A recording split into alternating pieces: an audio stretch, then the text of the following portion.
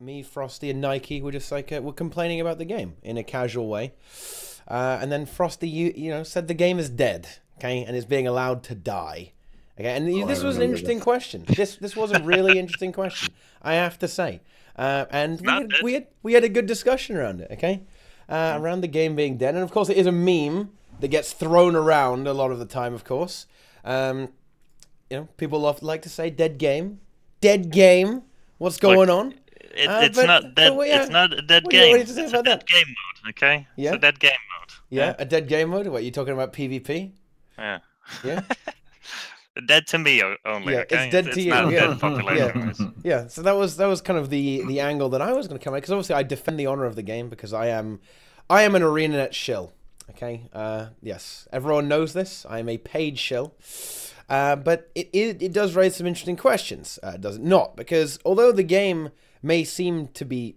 we hear this a lot in our circles, right? The game is dying. Oh, ArenaNet, please save the game. But is this really the case? It might be dead if you take it a little too seriously, but is it actually dead? I think the answer to that question... You have to define what dead is first. Oh, I'm sorry. Yeah, this is true. But... I have no degree, so I can't comprehend that. However, I will give it a try. Well, I mean, I guess dead game would, in its purest form, would of course be, you know, like, well, no one plays it anymore, which is obviously not the case. Dead in every single case, it's going to be the game is not dead, because statistically, the game is more alive than what most other games, to be honest. So. Yeah. Are we gonna say the game is dead, or are we trying to say the game is failing to do what it should be doing? You know, that's more. It's a little more easier. The game is dying. Okay, it's not dead, but it's dying. Oh my God, well, Frosty coming in with the heat. The game is not dead, or is it dying? I think it's probably doing better than it's ever been. It might kind of fade away from the public eye a little bit because of the way the development goes. And now the game is not being murdered, guys. Okay, it's not murdered. PvP is indirectly being murdered. Yeah. Yes. Yeah. You think? Wait. Okay. You're gonna like. Okay. You're gonna have a pet. Yeah. Teapot's gonna get a pet frog. Yeah. All right. Okay. Now he's not gonna feed the pet at all, in any way, for 6 months. Or you know, take it up to 3 years maybe. Now, are you gonna call it not dead after those 3 years, or that it's not dying during those 3 years? It's dead. It's fucking dead. Well, are you gonna compare this to like Half-Life, which is a very unattended to game, but has a very dead. No, it's very dead. Okay, for example, a game that isn't dead, say like Super Smash Bros. Melee, which hasn't been changed for I don't know how many years, but the meta still evolves because of the player base. So are you going to say that that game is dead as well? No, I'm not, because the player base is still there, right? Right. So is the issue that it's being unattended to, or the issue is that the systems aren't in place? The reason that people are leaving is because they made it worse than it was. If Pro League would be here, people would still be here. If the old tournaments, the old big tournaments were here, people would still be here. Absolutely. But they aren't. So they basically took the food away. Right. And that's what I'm trying to get at, is that the systems need to allow the player base to evolve. Whereas, you know, and to be more specific, the social systems in the game need to be allowing the players to create their own content, sort of, as Super Smash Bros. Melee has it. Okay, so what barriers are there currently in the way of? Well, first of all, duo queue needs to be back in the game. Okay, that's happening. I would say that guilds are kind of irrelevant in PvP, like almost exclusively in PvP. Like guilds are useful in PvE, like you have raid guilds. It's pretty much like what guilds do now, right? It's either World v World for like raids in that, or raids in PvE, right? So guilds in PvP are pretty useless. So I would say if they actually made guilds relevant for PvP in some way that was interesting, that would help PvP a lot. Okay. Well, how could you integrate that? I mean, it would be very difficult to go back to. You could kind of put like guild leaderboards in, maybe something like that. Some kind of leaderboard system revolving around guilds, or you play with them with guild teams. But I wonder where that idea came from. Go back a little bit. I don't know, but I'm not saying I know how they're gonna do it because they've definitely tried it and failed, but I think that it was a good attempt, but it failed. Yes. The ATs are their new version of that, so they won't do something like that. But ATs are kind of like pug fests, right? Yeah, but they're still their new version of that. That's just how it is. Like there needs to be some sort of like reason to have like a sustained social relationship with someone other than, oh, I know this guy, I know how he plays, and this is how I'm going to kill him or how I'm going to play with him, right? You need a reason to play with them other than for one single match. Could have some kind of like a system where you. Well, I was going to say you could incentivize people to kind of group up and duo queue all the time, but I'm not sure if that's exactly desirable. But especially if they're from your own. Well, I suppose not, especially if they're from your own guild. But I mean that's kind of the only way you have to do it, right? You have to give people stuff for playing with friends, I suppose, or playing with that. I don't know. You have rewards for playing with multiple different people a day. You know, you got to force that social aspect on people. You know, you got to really got to put yourself out there if you want to get that max loot from PvP. But I'm not sure about that one. I don't know. It's very difficult. It's very difficult to incentivize that in PvP because it is primarily well, you'll still only have one or two people if you're going to be solo or duo queue, and there's no real point in doing anything that isn't like ranked or ATs or unranked, I suppose. So maybe you could incentivize unranked. I guess you can kind of compare it to World v World though, because there's no point in World v Worlding, right? Like winning has no incentive to it. So why is it that people enjoy World v World and even alliances coming out for that? But why do they enjoy making guilds in World v World, even though winning is even less valuable in World v World than in PvP? You know, that is true. I guess the way I would go there is that if you want to play with a guild in PvP, I suppose you wanted to play against your own guild. You wanted to do some good old scrims and practice, just hone your skills, right? If you go to your custom arena and you do that, like you get nothing, right? But, well, I mean, you don't get nothing, right? Or am I wrong? Because you do actually get some rewards. You can get like a few little rank points or something. I believe. It depends on the rules, right? On the rule set. Yeah. Yeah, but if you're gonna make scrims, you're not gonna gain anything because you're gonna want the commands on. And so you can. I feel like guild halls are like kind of like a prime area of allowing PvPers to get into like a game mode with each other, but then like the guild hall has to be balanced around PvP, so they need to like make a separate map and make that your guild hall maybe, or sort of like have two separate copies of a map. So like you have the PvE version, which is the one that you build, and then it copies that over into like a PvP version of the map, which you can't like edit and stuff, but it's like it's kind of like if you've ever played Tony Hawk Pro Skater, like the building of the map had like two zones to it. Like you build it and then you'd zone into the map, and that would be the playable area of it.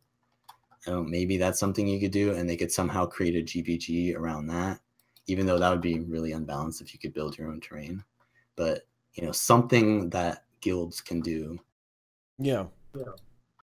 So you, I mean, would that be enough though? I mean, there's the activity, but to a certain extent, the activities are already there, right? I mean, as you say, I mean, when it comes to actually needing to play in a guild for World versus World example, like the activity is inherent to the game mode, and you could kind of make the same argument for PvP. I think. I mean, if you want to go and do this, you kind of already can, right? But I do think that some kind of incentive is necessary, no? Otherwise, I think it will kind of get a bit stuck. Yeah, absolutely.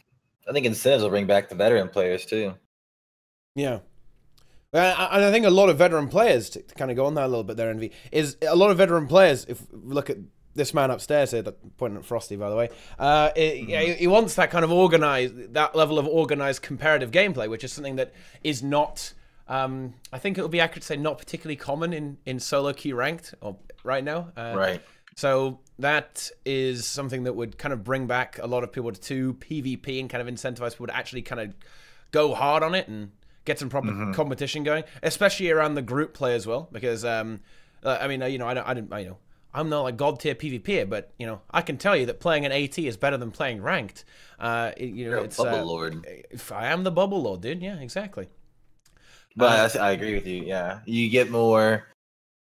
No, man, it's funny hearing you guys say this. Like for me, it's new, so playing SPP is just fun. But for you guys who've been doing this for years, it's like, can I get a little something else? You know, I mean, I don't think it's necessarily like that. Even the thing is, like, I think anybody that just isn't very good at the game, but really loves the game and loves the mechanics, the combat, and all that, I think they actually would keep liking the game a lot. Like keep playing, even at times like this, because it's not dead for them. It's just, you know, there aren't people of around my skill level playing the game, so I think that's a big contributor to whether or not I enjoy ranked. Because I'm just playing with those people, the other ones, the plebs, right, and it ends up being that actually ranked queue is more fun than ATs because the matchmaking in ranked is actually better than in ATs. Yeah. Even though the game mode of ATs is actually better. Because there's not enough people playing the ATs, or there's just not enough high level people playing the ATs? Well, I think it's because the barrier of entry is too high. Wait, what do you mean by barrier of entry? Like Just the barrier of skill entry, sort of, Okay. like to get into Conquest. Yeah. Okay. And also, it's a lot easier to just, you know, solo queue into ranked or duo queue into ranked. Whereas with an AT, it's you hard need to to find find someone 5 else. players, and not just 5 players, but 5 players that play the correct build for your comp. Right? You can't. If I'm friends with 5 thief players, I can't AT with them because it's well, not I mean, gonna I work. can, but I'll play 1 round and then, you know, I'll be out, more or less. Yeah. And that is tricky, but I don't think there's really any way around that. That's kind of where there's got to be some effort, right? You can't have the barrier to entry so low that you can just like kind of fall over it, right? I mean, you have to have some kind of, you have to draw the line somewhere. You got to put some manner of effort in if you want to play a competitive game, right? And I think that's kind of how it should be. I don't think that's necessary though, because look at Fortnite. I mean, that's a I think that the idea of a battle royale is actually really good because each match gets progressively harder as time goes on, right? And that's sort of kind of like how an AT work. Like the beginning matches are easier, and then as more players die in the battle royale, you're going versus more experienced players, Better skill players. So I do like how that works, but it doesn't usually end up for giving you that amount of sustained gameplay because then you have to wait 6 hours for the next AT. So you like play 2 matches that are decent for, you know, every however AT, which is separated by a decent amount of time. So actually playing the game is not very fun if you're looking for competitive matches. So what you're telling me is that we need a new game mode. Is that what you're telling me? We need to delete... Bick was right. Are you telling me, after all this time, that Bick beat you in that debate you had? Yeah, for sure. Like, if they have, like, the AT system, they said they're doing 2v2s with ATs. That can be really fun as well. Wait, an automated 2v2 system? Yeah, I think they're doing, like, 2v2s in the ATs. Yeah, yeah. Well, am I wrong? Coming soon TM. Yeah. That's pretty spicy. I like that. Yeah, yeah. That's something that we've known about for a little while. They are planning a 2v2. I think it's like a week of 2v2 tournaments, and then there's like a mega one at the end. Right at the end, there's a mega one. And I mean, yeah, that's really hype. I mean, it will hopefully come back. I don't think it's sticking around though. That's the thing. I don't. Maybe they will if it goes really well and people really like it. Yeah, it definitely will. Oh, you think it will stay around, Frosty? It will if people like it. That's it. If it's well implemented, people will. Yeah. Because the map is in the game, right? And you can even play on it right now if you want to. Yeah, but it's it's the. Actually, I don't remember. Yeah, I don't know. Like, I know that they're working on new maps, but I don't know if they'll come out before the AT stuff. Don't know what'll happen. They're working on new maps for Conquest? For 2v2 ones. Oh, 2v2. Oh, yeah, more 2v2 ones. Well, if yeah, they said that. Yeah. Sure. Oh, that's interesting. If they're working on more maps of 2v2, that would kind of imply that they are looking to actually implement it as a separate game mode to Conquest in the long term.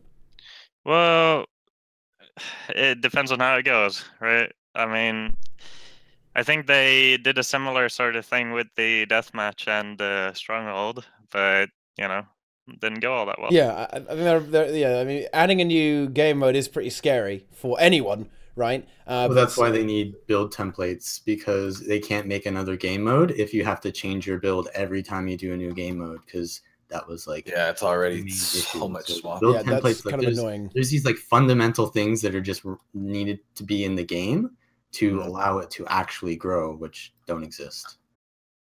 Yeah. A build with a build template, could you do a gear template as well, or is it already that just goes with it? They could. I know you even guys design use it our so that DPS every time to- you queue into this game mode, it takes this build, and you can have like a conquest build and deathmatch build, stronghold build, or whatever. But Yeah. and that's Right. why I think that deathmatch was really unsuccessful. Mostly is because it wasn't really fun to like have like your conquest build in there. Yeah, it's an extremely different game mode. The only way that the only other option they would have is to separate the queues, right? So you can just switch before you queue up, right? Instead of having to swap on the fly, all right?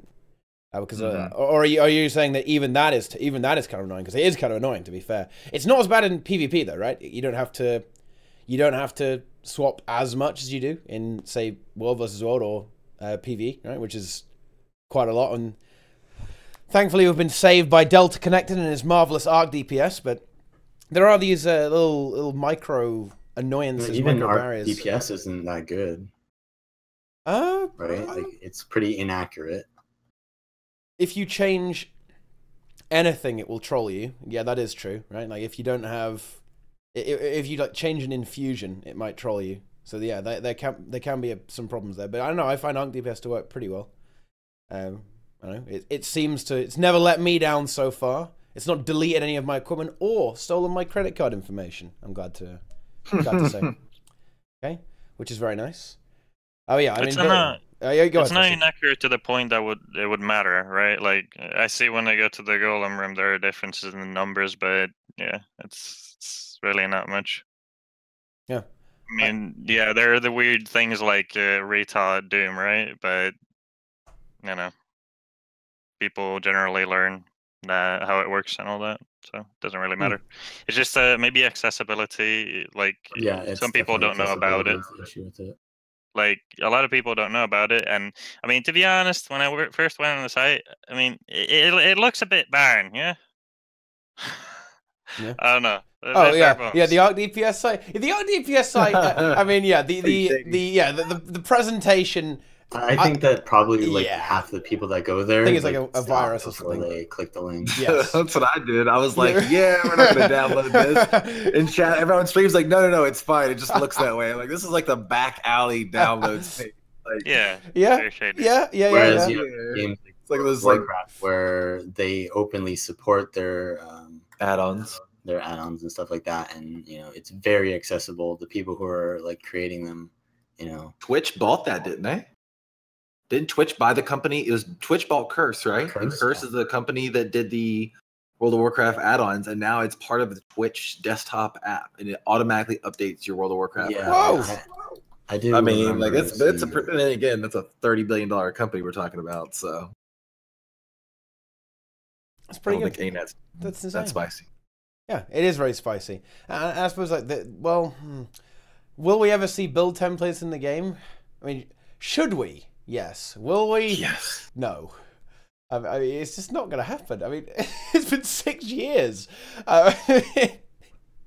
Well, Guild Wars 1 didn't have it for a while as well, remember? That is true. If you put it. But how long did it take to get build templates in Guild Wars 1? Even in factions, they had it. It was probably Nightfall or even further than that. A bit rusty on my Guild Wars. But still, that's not saying that it should be long. I mean, it's probably one of the highest priority, in my opinion, things to have in the game. Mm-hmm. Yeah, I would definitely say so. It's one of those big things. You know, we all talk about accessibility, but it certainly is a big key component of that. All right, because it is kind of annoying to swap, and you know, this was a really interesting statistic that came up. I wonder if build templates have anything to do with that, but apparently a huge amount of the player base in Guild Wars 2 likes to play the exact same build across all 3 game modes. I heard that. Yes. Wait, Okay. what? Like PvE, PvP, Yes, world? yes, the exact same build across all game modes. I don't know if that has something to say about build templates, because then they're not changing their build. It's more about saying the comfortableness of playing something, and then like if you played in one game mode, even though it's suboptimal in another game mode, you're still comfortable with it, and therefore you played it in another game mode. So I don't know if that has something to like contribute to the build templates discussion, but yeah, I think that's interesting as well. Yeah, absolutely. I definitely think that's you're definitely right there. I'm just kind of wondering if that has anything to do with it as well, like another layer on top of that. Maybe if it was easier to swap and kind of change between stuff, it would be people would be more likely to do it. But additionally, on top of that, do you think that in some way there needs to be more knowledge? This kind of goes into the general accessibility of playing the game, I suppose. Do you think it's necessary that there needs to be more knowledge about what to play and what's good in the game modes, right? Like so people understand why they're actually playing stuff or what they should play. Or I'm not sure. You mean like default builds or something? Well, to a certain extent, default builds, and I realize there has been an attempt there, but this is an idea I've toyed with, and should there be just default builds in every game mode, right? Like, yeah, absolutely. I mean, that would be really easy to add if they had build templates, because then every list of builds that you'd have would have a suggested builds section as well. Yeah, you get a build for like a core guard build or a firebrand build that's gonna do like decent damage, decent support, or decent tanking, and just very simple to play, very simple to get weapons for every class. I think, because I've had people come to the game that have no idea what to do in fractals. What do I play? What do I wear? What are we doing here? I mean, you're talking, I haven't looked anything up. Fresh as a daisy, we're having to break it all down for them. So if the game can give them a little bit of something to say, hey, this is probably the build you want to try, you need this. It does a good job of explaining agony, but I think that would help a lot. And the whole build template thing, like, it'll be late at night, and I was like, hey, let's go to T4. It's like, oh, I got to swap my build and my gear. And I won't go do them just because of that. I'll just go to bed. But if I could just click a button, it's like, all right, I'm ready, let's go. Let's get one to bang these out real quick. But not possible. Yeah. All right. Okay. This is from Happy Sheep X. I'm going to assume that you aren't trolling. Okay. So this comes with the level 80 boost. You just go with the meta because you never played anything before that. So you just copy and try to fit into every game. I'm going to expose myself here. Okay, guys. When I first played Guild Wars 2, this is an actual falsehood, my friends. Okay. When I first played Guild Wars 2, when Celestial stats got added to the thing, I played Ellie. Right. I was playing Elementals. I was like, oh my god.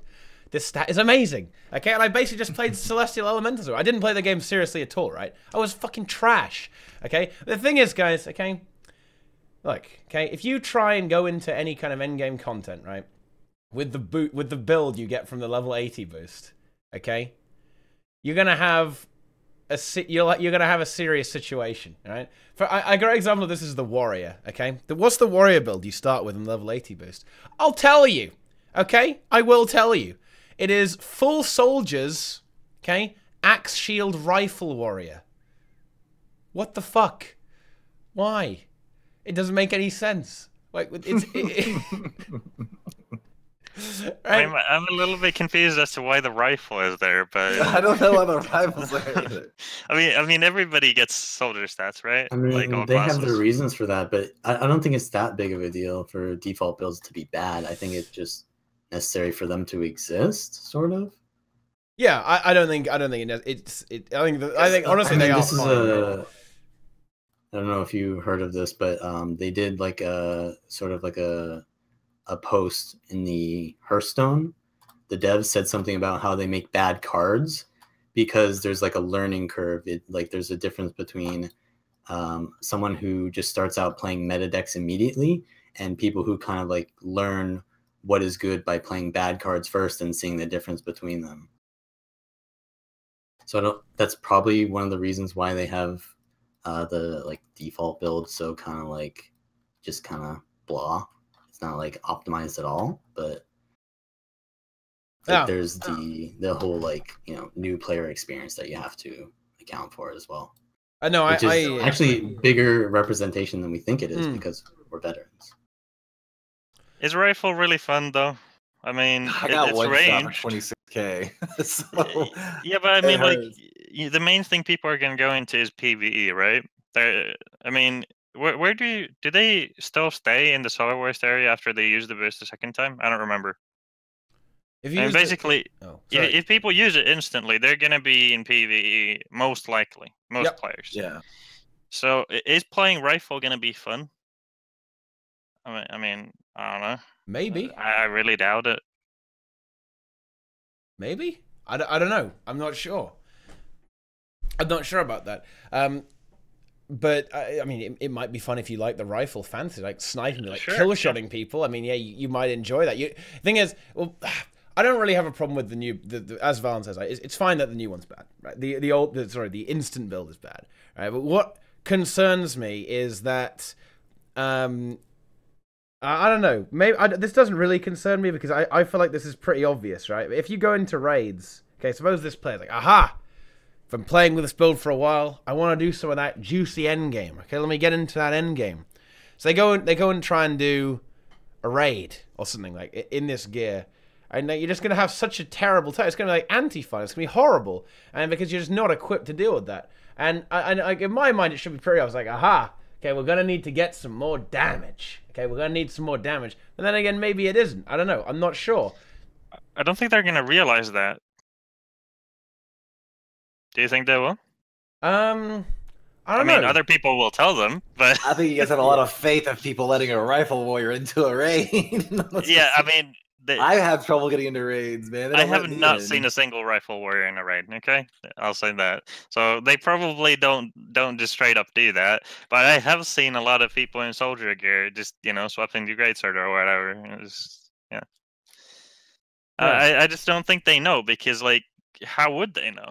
Like how are you gonna if you're gonna try to solo an ad or something? How is a new player gonna know anything? Well, and that's the thing. I mean, you kind of have to figure it out yourself. Yeah, you actually need to figure out what's the meta or whatever. But a lot of people probably won't do that. And some people might think, okay, well, raids maybe aren't that big of a deal. Yeah, like people can be very uninformed, and I'd say a lot of people are not as uninformed as the last thing. Like they don't know that raids would be difficult content, but all the rest. Yeah. And then that's kind of what that goes back to the kind of recommended builds. I mean, perhaps some kind of system that would suggest what it gives you like an option of the roles your class can play, right? For or example, just like when you're going to raids, you get something really suggested to you. Staff Daredevil, like how can you fuck that build up? Yeah, exactly. I mean, like it's all good. Like what I mean by you can't fuck it up is I mean ArenaNet can't like get the wrong version of it, They can't like tell you the wrong version of it. That is true. It's pretty simple. It's pretty straightforward. Yeah, it is pretty straightforward. The one concern is that they have sigils that are wrong in like the PvP. Yeah, like sometimes, but that's kind of minor. But, yeah, I guess it's a bit more straightforward in PvE because there's usually just a pretty obvious option with regards to runes and sigils, right? Now you're saying, well, if you're going to play Zerk, you're probably going to be playing Scholar Rune with Force Sigil and Air Sigil, like a lot of the time, right? You're going to be playing the same thing. So it's a bit easier to do than PvP, which is a bit more fluid as well. Like, maybe not, but things change. People figure something out in PvP, and then this doesn't work anymore, right? Things change. Yeah, and when did the fire sigil change? I remember running air and fire on my thief back in the day, and then I come back and everybody's like, "Oh, fire's gone. You run force." What do you think about like very specific roles? Say like the kiter. How does that like make the Yeah. kind of like the default section That's a kind of real complicated. that's a real 'Cause problem. I The don't know mechanics in whether raids. ArenaNet designed it to be like kited or like for everyone to deal with the mechanic, right? Because it's obviously easier to kite it and have one person do that so that other people have way more DPS because they're not able to deal with you. But you know, how does ArenaNet portray that to them? Well, yeah, Other than this saying this is where it gets like tricky, right? You know, It- utility spec or whatever. Yeah, it gets really difficult now because there's a lot of stuff. There's a lot of like gimmicks in raids. There's obviously a lot of unique mechanics that are dealt with in a very specific way, like with a very niche setup. Well, there's a few of these anyway. I don't think you could include that. I suppose, but I don't know. I guess that's something that just by the time you get to Demos or Doom, you probably have a decent grasp of the game. Maybe. So you're supposed to figure that out, just right? like keeping the like kind of like the default or suggested builds kind of like somewhat Quite survivable, generic. even though they're optimized for DPS. So like say like the thief build might have shadow step in it or something for like doing mechanics or something, but like still everything else is the same except one of the utilities is a little more oriented towards keeping open-minded sort of. Yeah, I think that's great. There's a lot of this is something that one of the biggest mistakes I see in people trying to raid is not doing that. They will very strictly adhere to the typically Snowcrow's build. They'll run exactly this, right?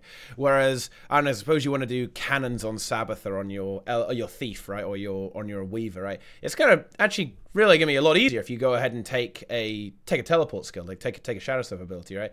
There are a lot of these choices that you can make that can make things easy, but people don't really make them because I don't know. This sounds a little harsh, but I think a large population of the player base doesn't exactly understand why they're playing what they're playing, or they just kind of like, well, this is the build, gonna play that, job done. Okay, whereas it's not. There's no context. You'll see a bunch of warriors, right, are gonna play Shattering Blow on Samrog, then fail every single break bar. Like that's.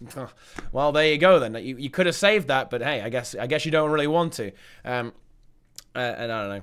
And everyone runs 2 druids. Like this is a thing that again me and Nike were having a proper rant about. Everyone runs 2 druids. 2 druids? 2 druids in raids, guys. Okay, even though it would be way easier if you didn't do that.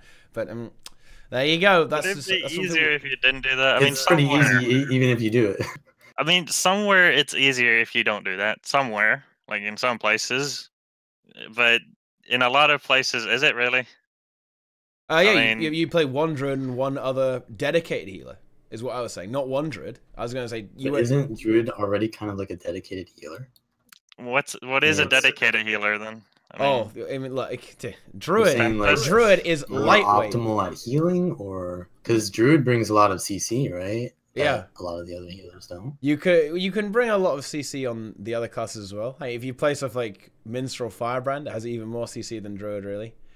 Or you can play heal Necro, which is I don't know, a lot of fun. It's probably the best healer in the entire game, and it has a lot of CC as well because you got the flesh and gold. Damage, and it does some damage too. You can still put out really good damage as full support Necro. Okay, look, unless it's a good player, I don't want to support Necro in my raid group. Well, why not? It's easy. Would you take being a support Necro in your raid group? Yes. Well, probably. I just need somebody with logical thinking, right? But people don't have that. So we're setting the bar pretty low. Like you can't have everyone running that. You can't. No. You even can't have like 2 of your healers being like I mean, maybe you could have 2 of your healers being support Necro, but I feel like that wouldn't work. I mean, you could do that. I mean, there's nothing wrong with that. I mean, the druid is still really OP though. So my point is, that's not. It doesn't fall under the category of like the healer spec, even though it's basically a healer.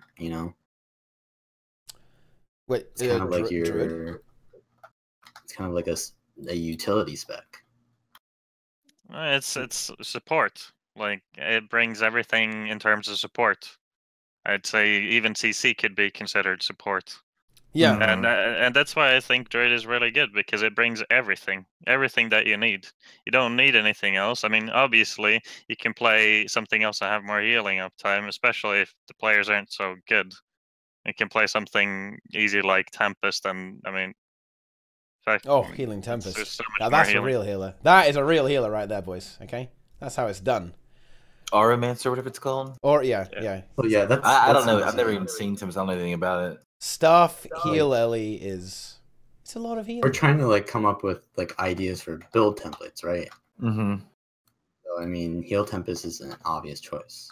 Yeah, I definitely think it is. But we don't want to get bogged down into like, actually coming up with the builds for Arena. That's kind of besides the point. It's more the ideas actually behind it, right? I just think there's a lot of things that the general player base doesn't exactly understand that well, and I think that actually reduces people's enjoyment in the game mode, right? I kind of think if you go into raids, right, and you try and like run all these meta builds, right, like everyone's playing Weaver because Weaver is the best DPS class, right? Okay, and you just like smash your face into it, and you just get wrecked because you can't play it right. Like, it's not going to be fun, right? Like the key, what I'm looking to do here, okay, in general, is what we should be looking to do as the players who are salty and want our precious game modes looked at, okay, is we've got to make them fun for everyone, right, and accessible for everyone, okay, and that kind of makes that. What I mean by that is we need to try and figure out ways to lower the barrier of entry in what we enjoy to be as low as possible, so as many people can have fun in it and get value out of that game mode as possible. Therefore, ArenaNet sees value in those game modes, or say making PvP competitive, for example, right? Or what else do we do? Okay, and therefore they. Well, we're talking about. I think raids are difficult for new players. I think they're. I mean, I think honestly, without knowing what you're doing, I think raids are equal to heroic level raids in WoW. I mean, because heroic raids in WoW, people do one shot that know what they're doing. They go in there, they one shot it. I don't think you guys are going to probably one shot, your first time on Deimos, are you?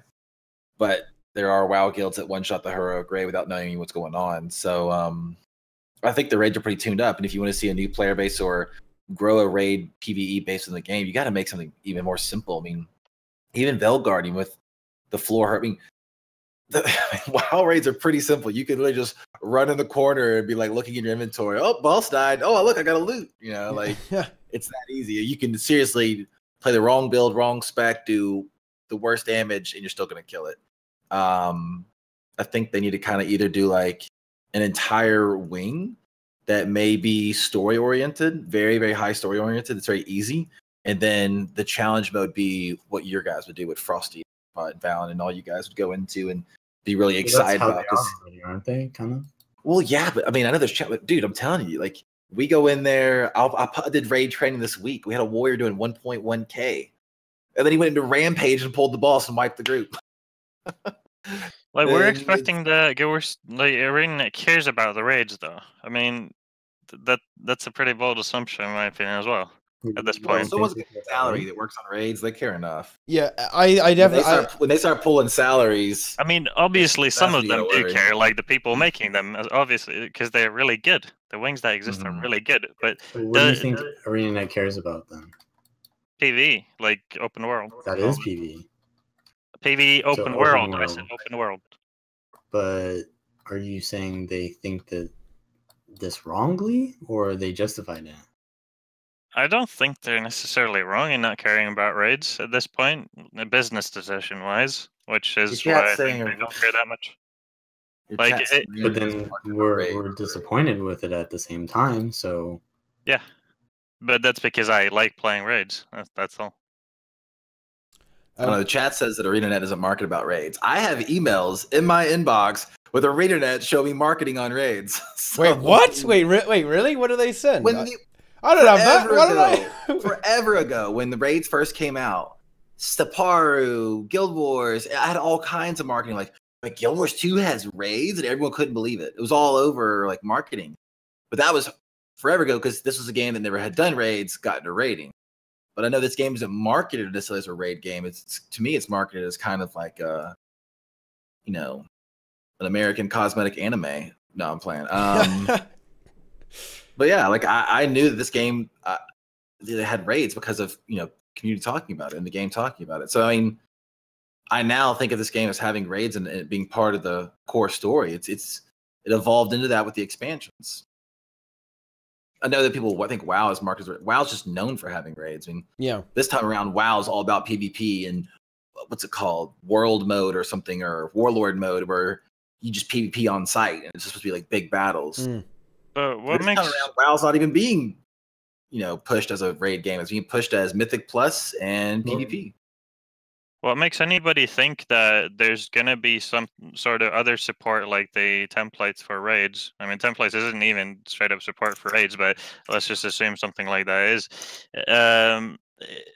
What makes you assume they even consider doing that if they do one raid wing per year? Okay, like I mean, is it that slow? Is raid wings even what you want? Because I mean, you guys only do Doom CM anyways. So like. Doom CM is the newest really raid wing content, or is it repeatable content that you want in raids? It's both, really. Yeah, both. Yeah, both. I would love to see the bosses have a super, super, super rare draw. Like the chair is pretty cool, I guess, and the armor. Like but this is like they had a deriving comment from the earlier point. saying this is deriving from the point. I'm saying, why would they put the it's not support there if because they're not you're putting gonna any? get the new wing, and then you're gonna be unhappy in You don't another month or understand two. what I'm saying. I'm saying they don't support raids at all. Why would they support them in the future? Because the way that they're supporting them is not giving them good enough results, and that's what I'm saying is that they shouldn't be trying to create new content. They should be creating good content, and how you can get that, I don't know, maybe. But one raid wing in make 8 like a months hard cap instead of a soft. How is that like? Okay, how are you gonna in any way rationalize them spending 8 months for one raid wing? That's happened in Star Wars Old Well, Republic. I'm not saying they need to MMOs. spend more time. I think the raids are fine as is. I just think that there's no reason to do them after you have done them, because there's a hard cap on the, the rewards you can get. Maybe if they made the current hard cap a soft cap, and then I don't know, repeatable CMs or something like that. But I mean, you guys, I kind of memed about this before about the daily Doom CM reward, but that would actually be something that people would do if it was rewarding enough. Because if you look at any other like speed clearing game, what do? They do the same thing over and over because it's challenging. So like, I mean, we can do Doom CM over and over, but not getting rewarded for it. The only reason you're doing it is because you're streaming, right? Repeatable content doesn't take 8 months to create unless you're doing something really ridiculously complicated. I'm saying that they don't need 8 months to just make a different reward or a different reason to have good content. I'm saying they just need, to take what they have right now and then make that better by creating a system that, rewards you for playing it, rather than just playing it, and then quitting or whatever. I agree with what Naru said. I guess raids is a subsection of PvE. If there's no PvE content at all coming out in the 8 months, then you really should start to worry. But being that something is new and something is being developed that is decent, but the new Fractal's pretty fun. I don't like the last boss, but everything else is pretty cool. That kind of goes to what Vallun was saying, though. When it comes to the amount of repeatable PvE content that comes out, it's really not a lot. A lot of the new maps are typically a once through thing, especially like the most recent one is like, I mean, what? Right, and in occasion, except for the occasional farm map, it's not all that repeatable. Yeah, the farm map is the only map that people play anyways, right? Yeah, so, yeah. And when it comes to, even though there's tons of content out there, when it comes to the Fractal, it's true that it is repeatable, but the lack of it's going to be very, very forgettable, really. I think because like if you're the kind of guy who's going to repeat that, you're going to be doing Fractals every day anyway. So like the time that Fractal crops up is, I mean, honestly, I am happy to see it in the daily rotation because it's really easy and fast, right? So it's like, oh, nice, easy. Let's get through this quickly. But it's kind of, it's not on the scale of a raid. Like, I mean, So like if the value you get out of Deepstone, you'll play it maybe like once a week on the daily rotation. So you get like 10 minutes a week out of Deepstone, right? But if you play the new raid, when Wing 6 comes out, you'll get like, well, progression may take 24 hours. Let's say just say 24 hours, right? Because that's roughly how long it's taken every raid wing to get fully cleared, right? So you get 24 hours up front, which you know you could spread over several weeks or several days if you were going to approach it like someone who actually has a life, right? And then after that, you may have challenge modes on top of that, so you got more of that. And then all of that is just going to be repeated round and round and round. Like you're going to keep doing CMs like with your friends, with your buddies. You're going to reprogress with people. You get to play it every week, and it will take you, I don't know, like if you're really good at it, maybe it takes you half an hour. If you die a little bit, and then hey, maybe it takes you an hour. That's an hour a week, so you're already getting a good chunk of additional content out of that. And then on top of that, there's like the kind of grind that is inherent to raids with regards to the rewards you get for just playing them, like the shards.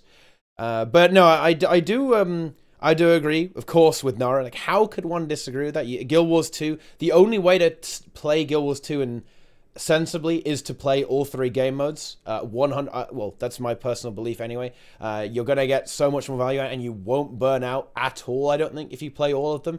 Honestly, I find that I don't even have enough time to play all of them to a certain extent, because I don't know. To be fair, I should just raid less, man. I'm raiding way too much. I don't know what I'm doing. I think that's kind of like misinterpretation of their data, though. And if they're saying that most of their people are playing open world, it's because open world is the easiest, not because it's the thing that draws them to the game, Like, I think that if you support, like, the higher end, say, like, for example, stuff that your content creators, I think we were saying something about this before, like, your content creators are the people who are creating content for you. So if you're not supporting them, you're actually not supporting the people who are looking for all the builds that you're creating.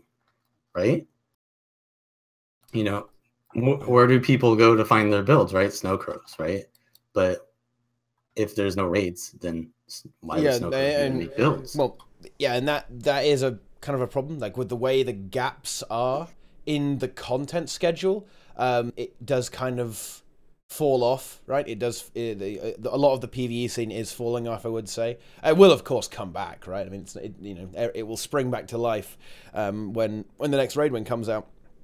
But I mean, yeah, it's interesting that you say that, because if that's the case, then shouldn't if that was the case, then ArenaNet should really be going hard on raids and PvP, right? Because the things that get views on Twitch, for example, and YouTube, well, even World Vs as well, dude. You know those dank Vans dodge jump montages, okay? Those are the big YouTube views, dude. Yeah, that's what most people like say that they're doing when they're watching streams. They're like, oh, I'm just open world PvEing, but I'm not going to watch someone who's doing open world PvE. I'm going to watch something that's interesting, like a raid or PvP stream, right? Yeah. Yeah, I mean, exactly right. And I mean, it does get supported, right? Like we will eventually get additional content, but I mean, if the thing is, I mean, if we want it to get more attention, you have to make it more, I guess, commercially viable. Like I feel like you have to be really kind of cold and detached when doing this sort of thing, because at the end of the day, ArenaNet, they got to eat, right? They got to eat. So they have to be concerned about the bottom line, and I get raids are certainly not something that are gonna make raids aren't mount skins, guys. Okay, it's not gonna work, right? It's just not gonna happen. And that's why I was saying I know Bick doesn't like this. I'll tell you, you know what, Bick, I'll debate you sometime on this. Okay, I'll debate Bick. Okay, I'll do it. And this is why I think that there does need to be a little bit of to lower the barrier to entry, right? You want to make, if I want raids to get more attention and more content and more love from ArenaNet, the obvious solution is to get more players into raids. And seeing as the player base of Guild Wars 2 is fairly casual, right? Then you need to help the more casual player base get value out of raids. And however you do that, it's going to benefit the tryhards as well as the more casual player. Because we have to realize that this isn't World of Warcraft, right? This isn't WoW. This isn't like a game where raiding is a really core component, and it's much, that's a really big important thing of the game, right? Okay, but we can adjust the way raids are, the way the raid community is, to better fit the Guild Wars 2 community, and therefore get more attention and more content for our favorite game modes, right? That's kind of the thing. I mean, like, that's the way to go. It goes both ways, because helping the casuals helps the tryhards, but also vice versa. Yeah, absolutely. Helping the tryhards help the casuals. So yes, because the more tryhard players will assist the casuals with the casuals, the more casual player base, right? With strategies, guides, builds, stuff like that, and eventually some of the players who just play the game more casually, right? They'll go, you know what? This is pretty cool. You know what? I think I am going to go big dick DPS. And then you've got a fresh breed of tryhards, right? They're going to try, and they're going to spend a week gearing up or whatever. Exactly, right? And I think that's kind of something that we should probably look at. And you know what? Nike had a very interesting idea, actually, in our discussion. I thought this was such a great idea.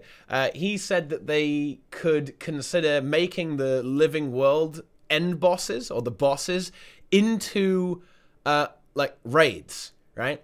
So what you do is you take something like Joko, you take Joko or something, right? That Joko fight, and what you do is you can play through it solo, right?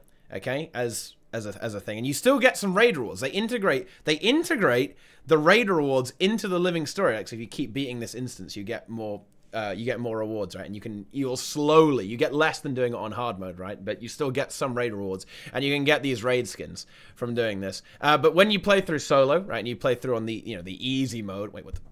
Frosty's gone. Never mind. Okay, now my overlay's ruined. Okay. Oh no, he's back. Okay, I don't know why, but my Discord restarted. Oh, that's interesting. Great. ArenaNet heard what you said. Yeah, ArenaNet gonna take you down, dude. Yeah, they could have DDoSing you. They're coming after you. Yeah, man. they're gonna take you down. But anyway, okay. So you turn like Joko into a raid, but if you play through it solo on easy mode, the NPCs are like really OP. For a start, the boss, like his mechanics just don't do any damage. Like 95% reduced damage. So basically, you can't die, and the NPCs just res you if you die. Right? Make it like infallible. Like you can just do it. You can't fail. Can't do it. Okay, and the NPCs are really OP. And you know what you could even do? You could even have the NPCs running good builds, right? So you could have, I don't know, you could have, let me think, you could have Braham play like a tank heal firebrand, right? You could have Marjorie play like Condi Reaper or something, which so is you're saying sort of like a tutorial for raids. Yeah, like a tutorial that kind of puts you almost as a spectator to a raid group doing it in front of you, right? Okay, so you have, I don't know, Casimir plays Chrono, right? And she, gives everyone quickness and alacrity. Like, why not, right? Why not? I mean, like, just like Heroes in Guild Wars 1. Exactly like, if I'm sure someone's said that already, right? But Heroes in Guild Wars 1. I mean, a lot of the casual PvE meta in Guild Wars 1 is that you can just create a build that just face rolls everything. Like, you can have a hero loadout, right? That will just, like, crunch everything. Like, even on hard mode, you can just go bam, bam, bam. My AI is carrying me, That can happen in Guild Wars 1, so why not? Maybe that's implementable in Guild Wars 2, right? Like, I'm sure they could make an AI capable of doing like the Deadeye rotation, right? I think that will be okay.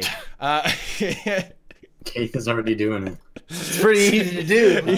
Just press 1, get loot out of stealth. So you have this easy mode where basically it's integrated into the story, more directly into the story, but you make it so everyone can do it and everyone can access these rewards. But then you have the hard mode, or quote unquote normal mode as we would perceive it now, right, for the raids, where you have to group up and you have to take 10 people and go and do that. And there you have additional rewards. So suppose in the normal mode, which is just that it's easy, it kind of completes itself. You just get you experience the same mechanics, right? So on Veil Guardian, for example, if that was somehow integrated into the lore, the green circle would still be there, the Seekers would be there, but they just wouldn't do much damage, right? So the green circle would take off 10% of your HP or something, right? Or a Seek. What? Why is this funny, Frosty? Okay. 10%. Look, just the same mechanics, but with a lot less damage, right? Well, okay. Don't they do this already, sort of?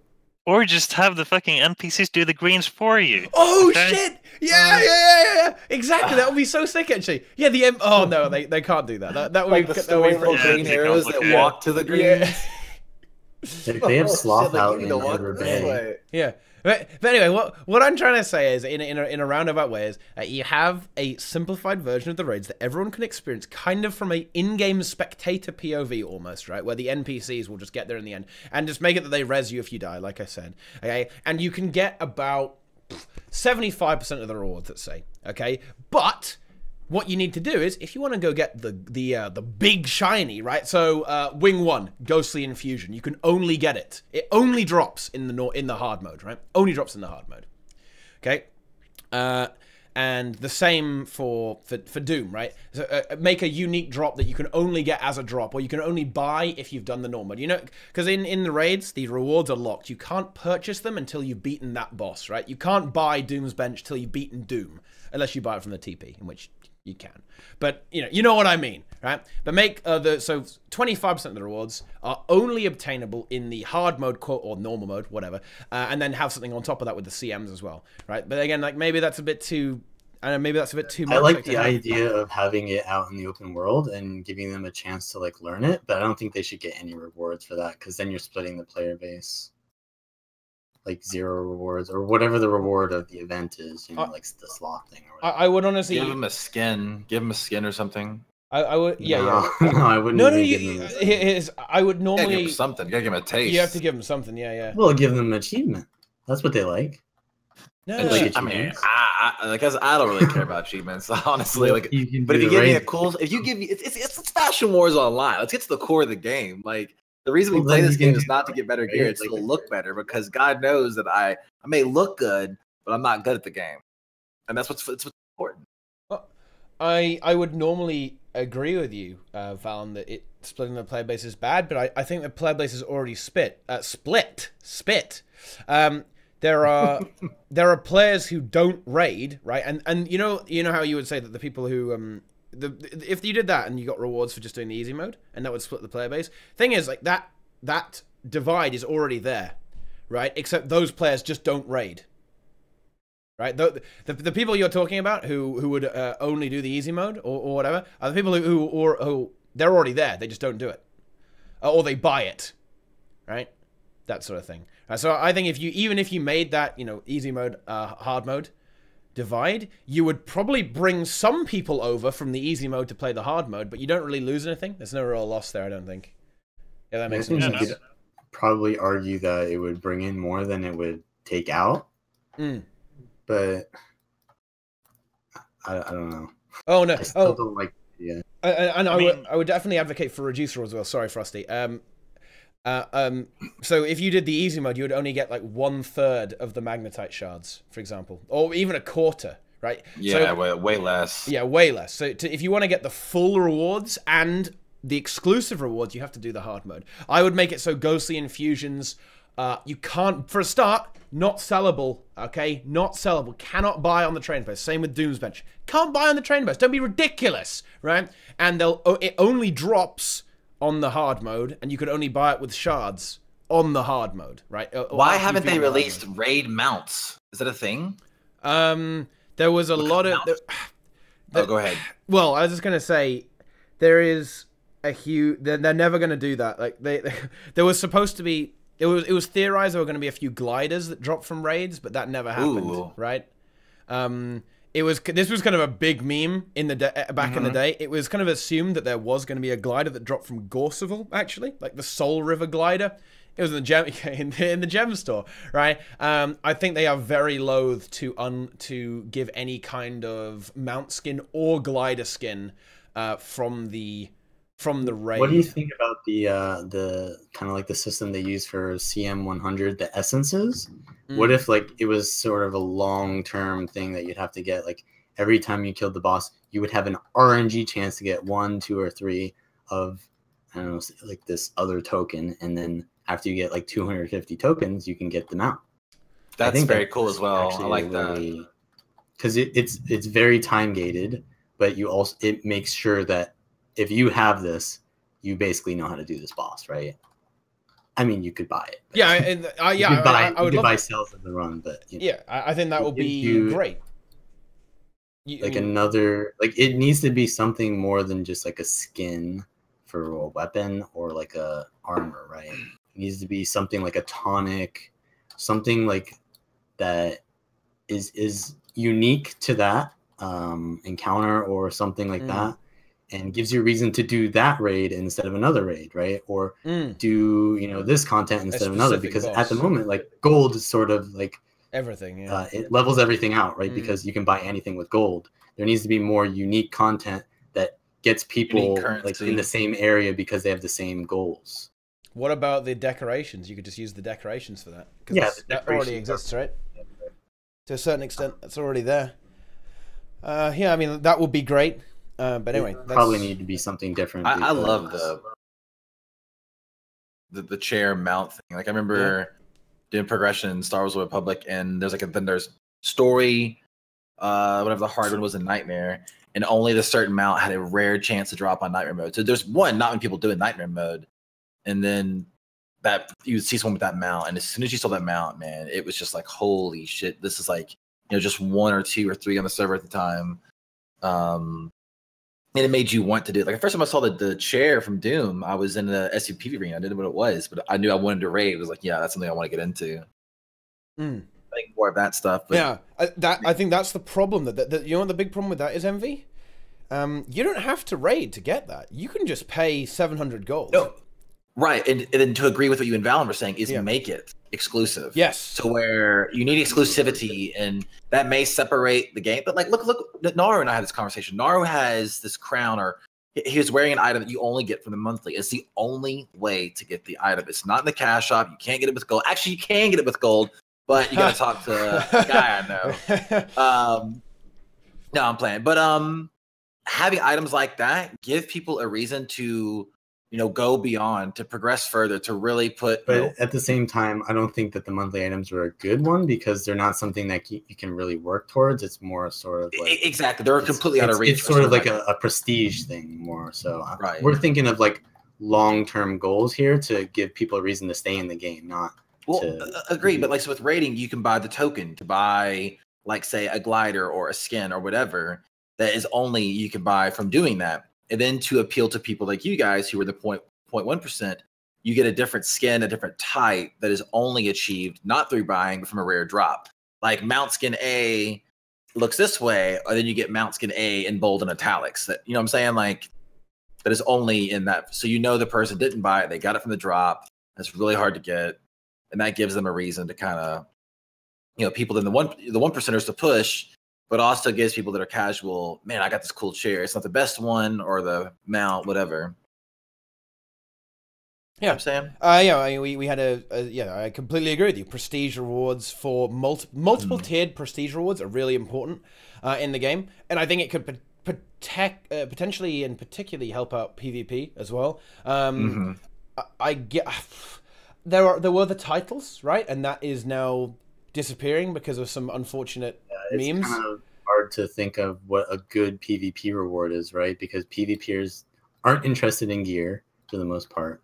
They're not interested in cosmetics for the most part. Ooh, is that true though? You can integrate some cosmetics into the new tournament system thingy that they have. They have the tournament currency. All they need is something that people want to work towards. Like, say, a set of whatever, like something that modifies not necessarily your character's look, but anything, like anything cosmetically. I don't want to. Well, say like a finisher or a set of finishers, or like a tiered finisher thing. Like, okay, you need to get this one before you get the rest, or like you know. How about this though? What if, okay, and this might be a little controversial for some of the PvP elitists here. What if they added a very small amount of that currency to winning the daily ATs as well? Just the regular daily ATs. Equal to the monthly AT? Because not equal to it. For example, oh god, I'll actually load up the game. Let's see. So in the monthly AT, you win. If you win the monthly AT, you get yourself 30 tournament vouchers. I don't think that's a good idea. Wow. And then you have the 4 a.m. farmers. Yeah, but it's not really. I mean, these I think these it should be won't get you a tied crown into though. Something a little more time gated, maybe. Well, But no, that no, is no. time gated. No, that's I don't know. I'm not saying give like Vin Aeon the crown, right? I'm not saying do that. Okay. Oh, okay. What? You're saying give them the same currency, but only allow them to buy something else? Yeah. No, I mean, they can't buy anything right now anyway. Exactly, They can yeah, just yeah, buy the yeah. armor and weapons ascended. I mean, Yeah, that's something you can allow.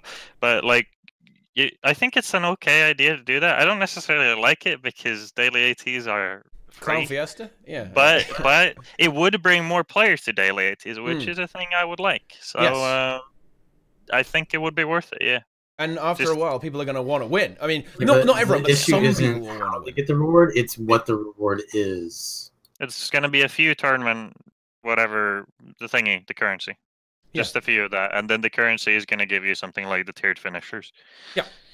You know, Yeah. just as an example. Yeah, something permanent that you can work towards by playing in these daily ATs. Of course, because right now, the unique reward you get is qualifying points for the monthly, right? And that's good. Right. That's fine. Nothing wrong with that, because month is fun. However, daily AT, it's impossible to even get a team of 5 people for that. No, it's not true. You can loads of people actually pug them. But anyway, I pugged them. Some guy in chat asked for somebody. I joined up and we pugged it. Yeah. I mean, you bring so much farming in PvP. Well, here's the thing, Pink Pirate Nipples. I mean, this is something that does... okay? It hurts me too, okay? But I think we need to realize that we can't have our little elitist utopia, right? Okay? We're going to have to kind of make a few compromises, which is why that, you know, the idea of raids having an easy mode, guys, disgusts me, okay? Raids should be hard and brutal and impossible. You should die. However, thing is, if that continues to be the case, it's going to be a problem, right? There might be a problem because if people don't play them, then hey, rip, right? Then it's no good. And also, guys, that was exaggeration. I actually have no real problem with easy mode at all. I was just saying that because I'm role-playing an elitist, okay? Vallun is infecting me with his role-play virus, okay? Becoming a role-player as well. But anyway, when it comes to PvP, I kind of feel like the same thing kind of needs to happen. You have to be able to work towards something and eventually get it, even if you just want to play the game casually and don't necessarily care about being good, right? Because, I mean, at the end of the day, not enough... Well, not a great deal of people are really tryharding in PvP. I would say you can probably like count the number of teams that tryhard on one hand. Well, maybe both hands. But Somebody in the chat said that it's impossible to win daily ATs, okay? Listen. Now, yeah, there would be more people playing daily ATs if we had those rewards, but... Alright, look. Maybe you need to put a little bit of effort in to win a tournament, right? Now, if you put a little bit of effort in, you do win, though, okay? Yeah. Whereas, like, a raid... it's instance content where anyone can, like, it's not like you're competing over, like, I don't know if you can just keep trying, where you have to compete over who gets to kill the boss. Like, everyone gets a shot at the boss. So as long as you can do that, you know, you get the whatever time gated reward. But whereas PvP is sort of like exclusive because only one person can win. Yeah. So I guess that's kind of like the issue there is like, do we make it exclusive or do we make it it should be exclusive so people try. It shouldn't be like extremely exclusive, like something like monthly win, but I think a daily AT win is a fine level of exclusivity. Well, for like a bronze player, it's going to be impossible. Let's be honest. Yeah, but the thing is, how are you going to get people to try? But, if that's your game mode, you love PvP, but you're just bronze. Like, why are we excluding him? I mean, you're eventually gonna get out of bronze if you love PvP. Like, there's builds you can just press the button on. Silver player, you know. Okay, even maybe there, he just has one hand. What? No, but he doesn't have a second hand. Okay, Vallun. No. You're basically asking to make a second legendary backpack. Okay, that's what you're asking for. That's another issue. No, that's exactly what you're asking for, and that's not what you want. You want them to try. You don't want them to grind. You want them to try. Yeah, you want it to be not something that you need to play. Like, when I would go into, when I was first getting into ranked, I was people in there being like, oh, I'm just here for the ascended shards. I don't care if we win. And they would just go sit and spawn. But if you made it to where you need so many wins or you need to actually try, then... Yeah. Also, if a silver player actually tries, they're going to win a daily AT. I mean, wasn't the legendary backpack kind of like somewhat prestigious at first because like the people who got it earlier were like, I mean, obviously nowadays like the backpack is like just terrible because no one really cares and it doesn't even have a good skin. Yeah, but, if you were in Legend, you got it like I think it was 1 or 2 months before others. Yeah, something like that. Yeah, that's good. It wasn't good. No. No? It the skin, was alright, There's but nothing wrong with that. That's the point of the Legendary Back piece. And someone mentioned Season 5. Guys, can we talk about like the massive surge in population because of Season 5 where they basically gave everyone who played PvP an entire free Ascended set? Guys, I'm sorry. I hate to say this, but you have to bait people. It was definitely because of the rewards, dude. Free Ascended set is like free 700 gold. There was a lot of different factors, though, like a lot. And you're gonna keep people around that enjoy it or want to be competitive, but they're never gonna go there. There were so many factors in that season being the best one, so it's gonna be hard because like first we had the tournament of Groucheroo was like somewhat before then, so there was still like a tournament player base in the game. Now there isn't. You still had duo queue in the game, which is arguable whether it's good or not. We'll see next season. You had the rewards, and you also had the titles were not in the game before, so now that they're in the game, they have more appeal to them, right? So there were definitely a lot of things that you can't really pin it down to one thing because there was too many factors in the conclusion there. Yeah, that's true. I definitely think it helped though, and I don't know. I obviously have no evidence. Okay, I can't really prove this. Maybe if they made it like so you have to win to get your rewards, or like higher ratings were required for the reward, then it would be 100%. Better. Yeah, the higher, because like for being platinum, you get like 1 or 2 more pips, right? That's kind of like. If you had double the pips, I guarantee you people would go for it more. Yeah. What if you how about this? So I'm a bronze player. I'm a literal trash can. Okay. I get access. You don't even get access to a certain vendor.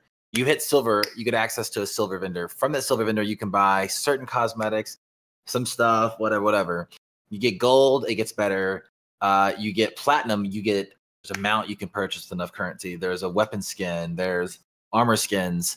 You get legend again, another one. Then you do the ATs, you get currency, another vendor you can buy from. I know that's kind of a lot of vendors, a lot of tabs, but this game is greatly run by cosmetics. People love skins. They just released those skins you can go do achievements for, and people went mad for them. All over Lions are people were linking like, look, I just got the torch. Look, I just got the great sword. This is awesome.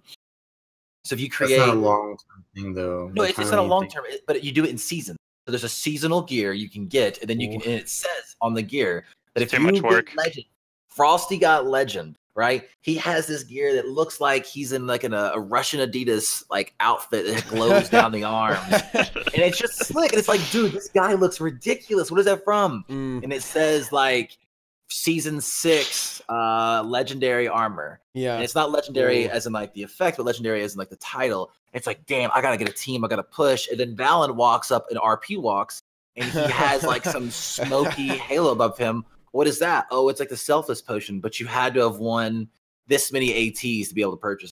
Damn, I'm gonna get back into PvP. And then you've baited him in. And then you put a Cindergear into that and some other stuff, man. Like, ArenaNet, where's the check? Let's go. Yeah. Envy is right. I mean, I think that you'll really struggle to get unique skins out of ArenaNet. I mean, this is the one thing. It's right. How long has it been? Okay, they added unique like PvP rewards like with the obsidian weapons, or whatever, right? But it's been a little while. Oh? No, the obsidian weapons are not even entirely out yet. It's like half of the set that's out for now. So half of the weapon set has been out, and then the only other thing I can really think of that they've added is the Ascended PvP armor, and I can send you a link in the chat right now of what that looks like. Wait, so that and the obsidian weapon set are that's exactly what we've got in the past few years, cosmetics wise. That's all. Yeah, they did try and do what I was gonna say is that you, as Envy says, you want tiered rewards. So like if if you're in bronze, your armor set is like a piece of shit. Okay, when you're in silver, it's got a bit of shine on it, and then when you're in gold, it's cooler and cooler. And when you're in legend, it eye rapes everyone around you. They can barely even see gonna you. Be a lot Exactly. of Exactly. Like you look like 25 ghostly infusions, the Winter's Day infusion with Aurora with Moot just spinning with like boots and pants and boots and pants. Like that's what we need, because then you're gonna get the guy or girl who's like, like that looks really good. I gotta learn how to PvP. Let me go to Snow Crows, or let me go to wherever the website's gonna be. God's PvP. Yeah. And the next thing you know, like there's 5 different instances of the Heart of the Mist instead of just one, to where you have that one person on the heart playing the Zelda song. Like, nice. That hypes me up. I'm down. And I know that this game caters to casuals, and shit, color me red and call me a casual. I want to go get that armor.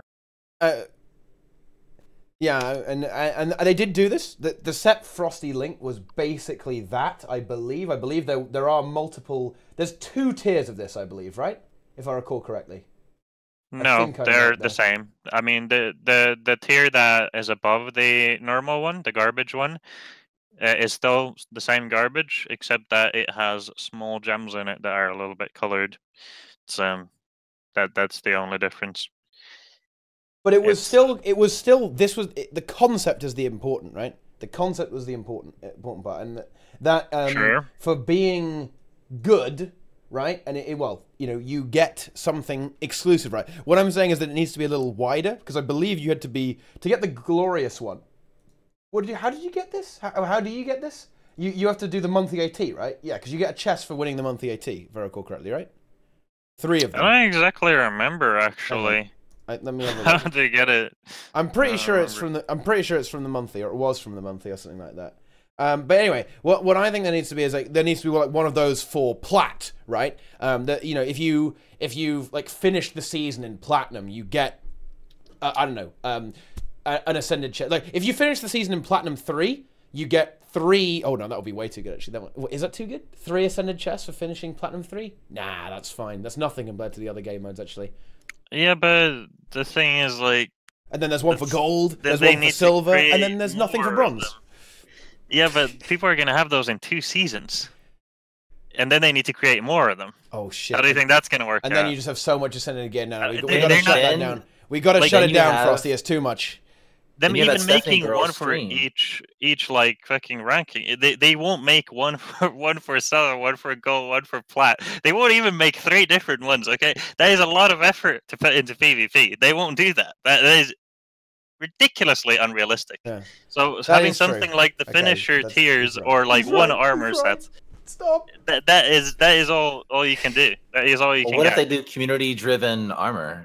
I mean, it could be like the thing that sets the game apart and it takes us to the next level, and then they're gonna put all their people on it. They're That gonna would be have pretty cool. Yeah. interns Frosty, out the do you ass instead of doing honestly coffee want runs. They're making any of these armor. Things you're talking about, though. What? Would you want any of these things that you're talking about? I would actually. I mean, I would get them, and I think it would help out other people. Help out. It would make other people play the game mode, right? So That's the main thing. My real question is, what would you want to play the game? Like, would make you really want to play the game mode? To have fun in ranked again, and I think having more people play ranked is what will do that. I mean, maybe duo queue will make it fun again. I'll test it out, but we'll see. I mean, duo queue and cosmetics will absolutely bring people back. Like, Yeah, like,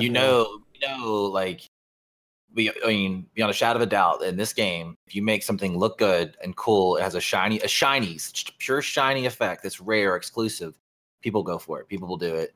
And if there's a community-driven event where we create armor, and say it looks like a typical armor set that's already reskinned, and said it has an effect as a glow, or it has something down like the arms and the legs or the feet that you can only get, and there's a pink one, a purple one, and a blue one, and they're all different tiers. It's like, oh shit, that's Frosty. That's like guy's that legend. kind He's of got this design armor. sounds like sort of generic to me. I Well, want. I mean, however something you want it. That's not what I'm saying. Like that's the particulars, which is fine.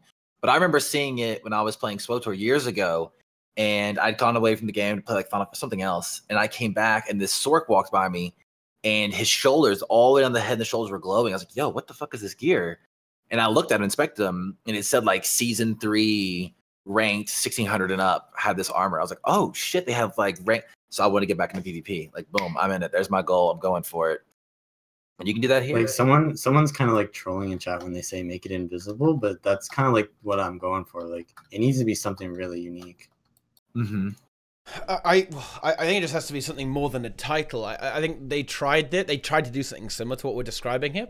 If you place top 1, you are the god of win trading, right? If you place top 100, you're like merciless legend or something like that. And that's great, right? That's great to have that in there as a bit of, a little bit of prestige. But the thing is, a lot of people don't really care about a title. It's more about the shinies. And that's why I guess that didn't really pan out. Like the title wasn't a big enough motivator. And that's why, yeah, I think that you kind of need to have something a bit more than that, which is what we're talking about now, something more tangible. Like, what about something like a hat? Like they could do a hat every season, maybe. Because they've got all the little gizmos. What I wonder if they could create something similar for PvP just in general, right? So like, there's like a reward for doing well or like placing based on where you are, like an aura or something. The platinum aura, the gold aura, the bronze shoe of shame. I don't know, something like that. Sure, yeah. But I love the selfless potion, like little things like that. It just needs to be some reward that's like easy for them to do, like every season or whatever, however often they need to refresh it, and it needs to be like reachable for players, but not reachable in a respect where they can just grind, as in lose games constantly. I don't know. Yeah, for sure.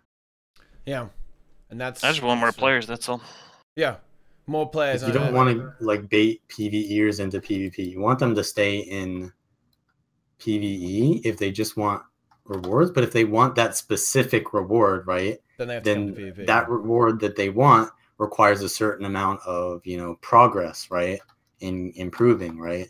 So not only do they have to get into PvP, but they need to like actually get into it. Yeah, actually get into it. Not just and fucking play it well. pollute PvP with their laziness or whatever. Yeah. And you can make it so it's like you're making small amounts of progress to the thing. Like, say if you're making something that's kind of hard to get to, and somebody that comes from PvE to PvP won't get it instantly the first season, they can get some tiers or something in between before they get to that last thing. Like, say, when I said the tiered finishers, I mean, that would be like a cool example, but making a finisher for each tier would be a lot of effort or something like that, so they don't get discouraged immediately. Because if you need to win, like say 30 daily ATs to get something that's going to take a while. exclusive to one season, people won't really get it fast. Yeah. And do you know how much animosity will be directed toward ArenaNet if they introduce tournament only rewards like armors or weapons? I don't think it would be. They didn't get any animosity whatsoever over winning the monthly AT, and that's easily the most exclusive thing in the entire game. So yeah, easily. There was no animosity regarding that, so I don't think that's going to be an issue. Especially if they make it more tiered, I think you'll get the opposite of animosity. If they're adding rewards for every tier of doing well in PvP or something like that, especially if it's something you can get something instantaneously, right? And then you have to work towards it over a period of time. I think that sort of thing is really good, and I think it's extremely healthy for any game mode, especially when the population needs to be increased and you're going to need to borrow some players from the other things, right? What would stop me from just queuing and smash my head against the wall, hoping to get carried and ruin the game for another? I will get the reward. Do I no need to care about PvP? There's only, like, you can't get carried forever, especially if the player base increases. Right now, yeah, it's true. You can kind of bumble around and like you can have something like absolute degenerates in Platinum. That is absolutely true. But if you increase the player base to the point it's where not going to happen, it'll naturalize. Exactly. If you increase the player base, you can't get carried. Like 4v5, like it's just not going to happen eventually. You'll get carried to silver and you'll stay there. Yeah, if you get more people, if the player base increases, that problem goes away, right? Because then you have all the leeches will eventually fall down, right? And then the people who are actually trying will get up there, and that is why it's really important that you attribute winning to getting these rewards as well. Like you have to actually have some, if you want to get like the good rewards, you got to get that rating up. You got to grind that rating out, guys. Okay. I mean, if you put it in ATs, that automatically happens. If you throw your game, you lose. Exactly. You have a bad time. It's more accessible with ratings, so yeah. Yeah, I was gonna say, because we were talking about making it more accessible to like new players before, but then like, does this also apply to PvP? Because we're kind of like doing the opposite now. No, doing the opposite. No, I think we're doing the. No, I think we're not. I don't think we are doing the opposite. For a start, I think automated tournaments are extremely key. I think that's kind of something that's good. We've got to think about the rewards and tiers, right? I would say the automated tournament rewards are not an entry level reward, right? They're a reward that you work to.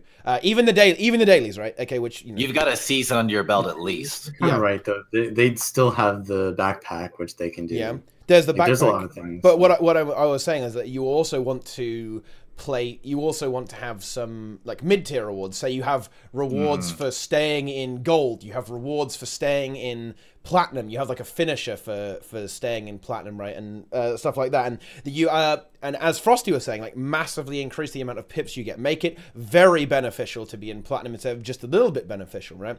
Make it so that the difference between being in bronze and being in platinum is let's say you get you're like nearly 3 times as fast progressing your the chests, right, or the reward track or something. Make it way better to be a higher rating, right? And then that's really good. That will incentivize people. That will bait people to actually improve, right? Because time is money.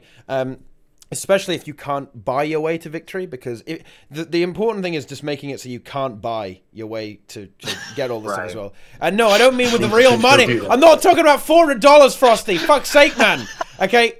No, yeah, I know. I'm saying that you can't. Oh shit! Very poor choice of words there, guys, from me. Okay, yeah, no. What I mean is that you can't spend gold to get the reward, right? Because if you can spend gold, it's ruined. Exclusivity. Yeah. Is that the correct? Is that a word? Exclusivity. Yeah. Yeah. Like that.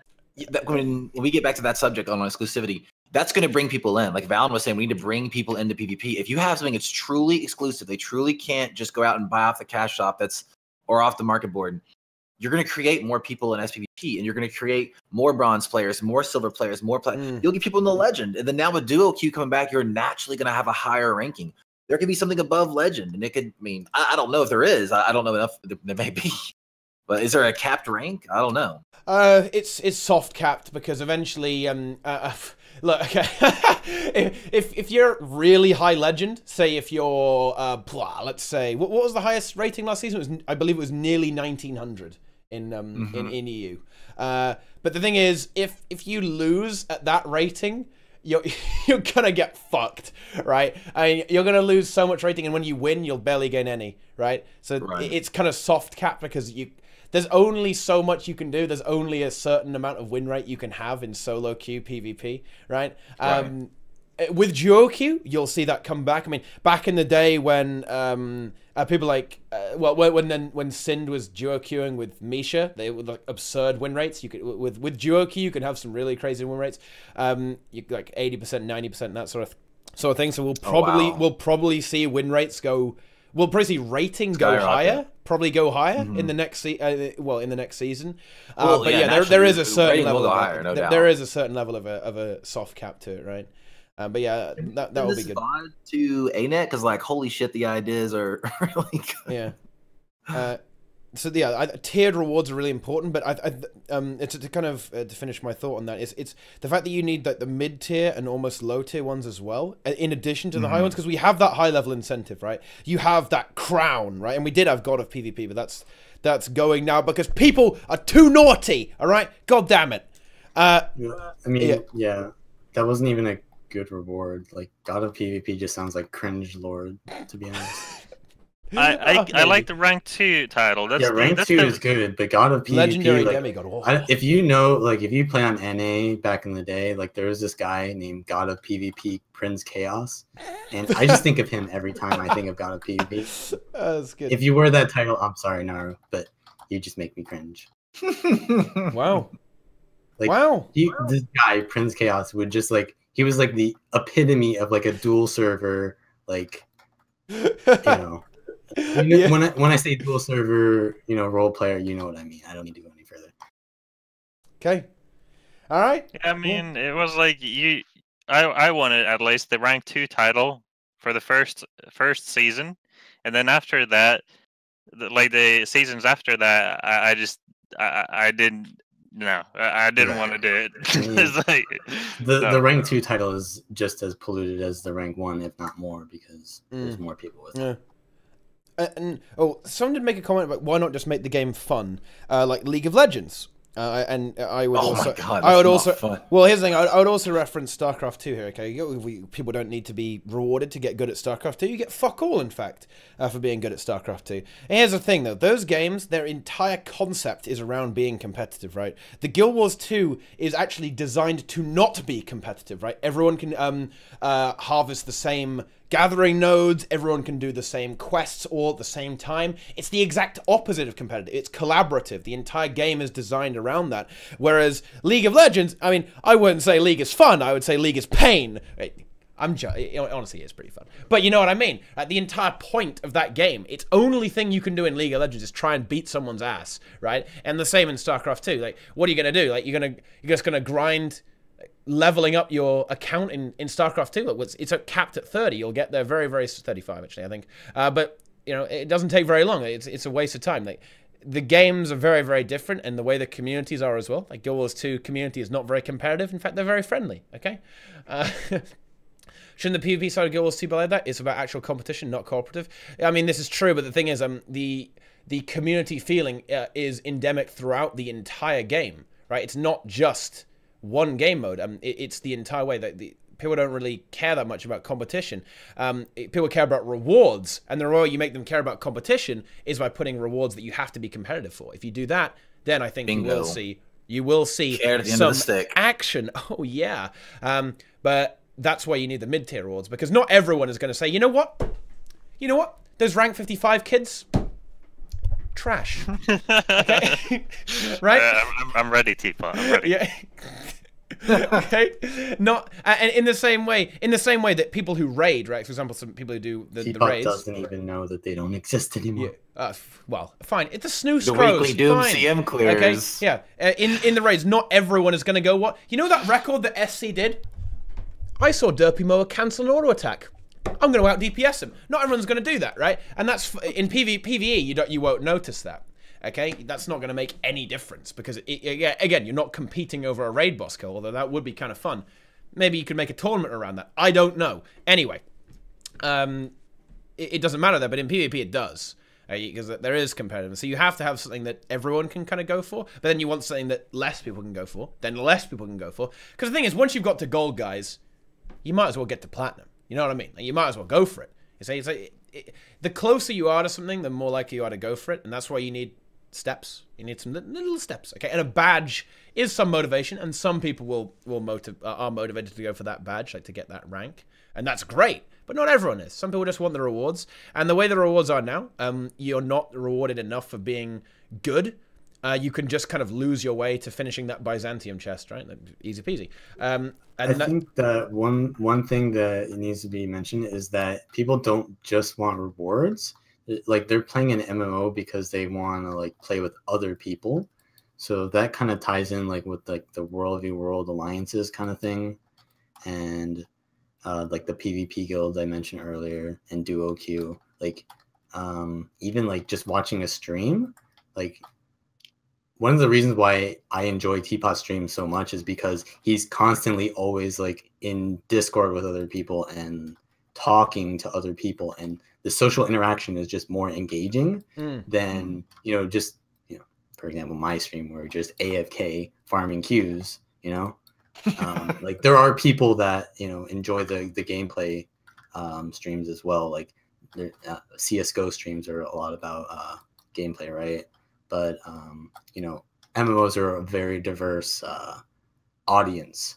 So I think it's important to also know that like they have to promote people playing with each other and creating like these communities to say. Yeah, absolutely. That is what it's all about, and I think kind of but you have to have some population to create that, which is why they need to inspire that population. And of course, you're absolutely right, and we've discussed that right at the start of the Tea Time, guys, about how to integrate some kind of group content and collaboration in the games. And I think the way to do that is probably to leverage automated tournaments, right? I don't know. the thing is, like, how do you get people to interact with each other? Like, the thing is, like, I mean, I'm scared of even saying this, okay, because I think the backlash on this would be absolutely catastrophic, okay? In-game voice. Okay? Right? Because the thing is it too much effort to ask people to say, you know what, let's pug an AT. Boom, okay? Then we're in voice. Nice. We're all raging at each other, hurling expletives. I like it, okay? But it's good. It's not bad. Because you know what? I actually tried this, okay? So in the first season that I went back to PvP, to play some PvP, I was on my Necro, okay? I'm going crazy. And you know what? I said, in the first few games I played, especially off-stream as well, especially off-stream, because people might not want to come on the stream, right? I asked people, hey guys, in a normal rank game, solo queue ranked, I said, hey guys, why don't we get on Discord so we can communicate? And then people basically said, fuck off, no, go away.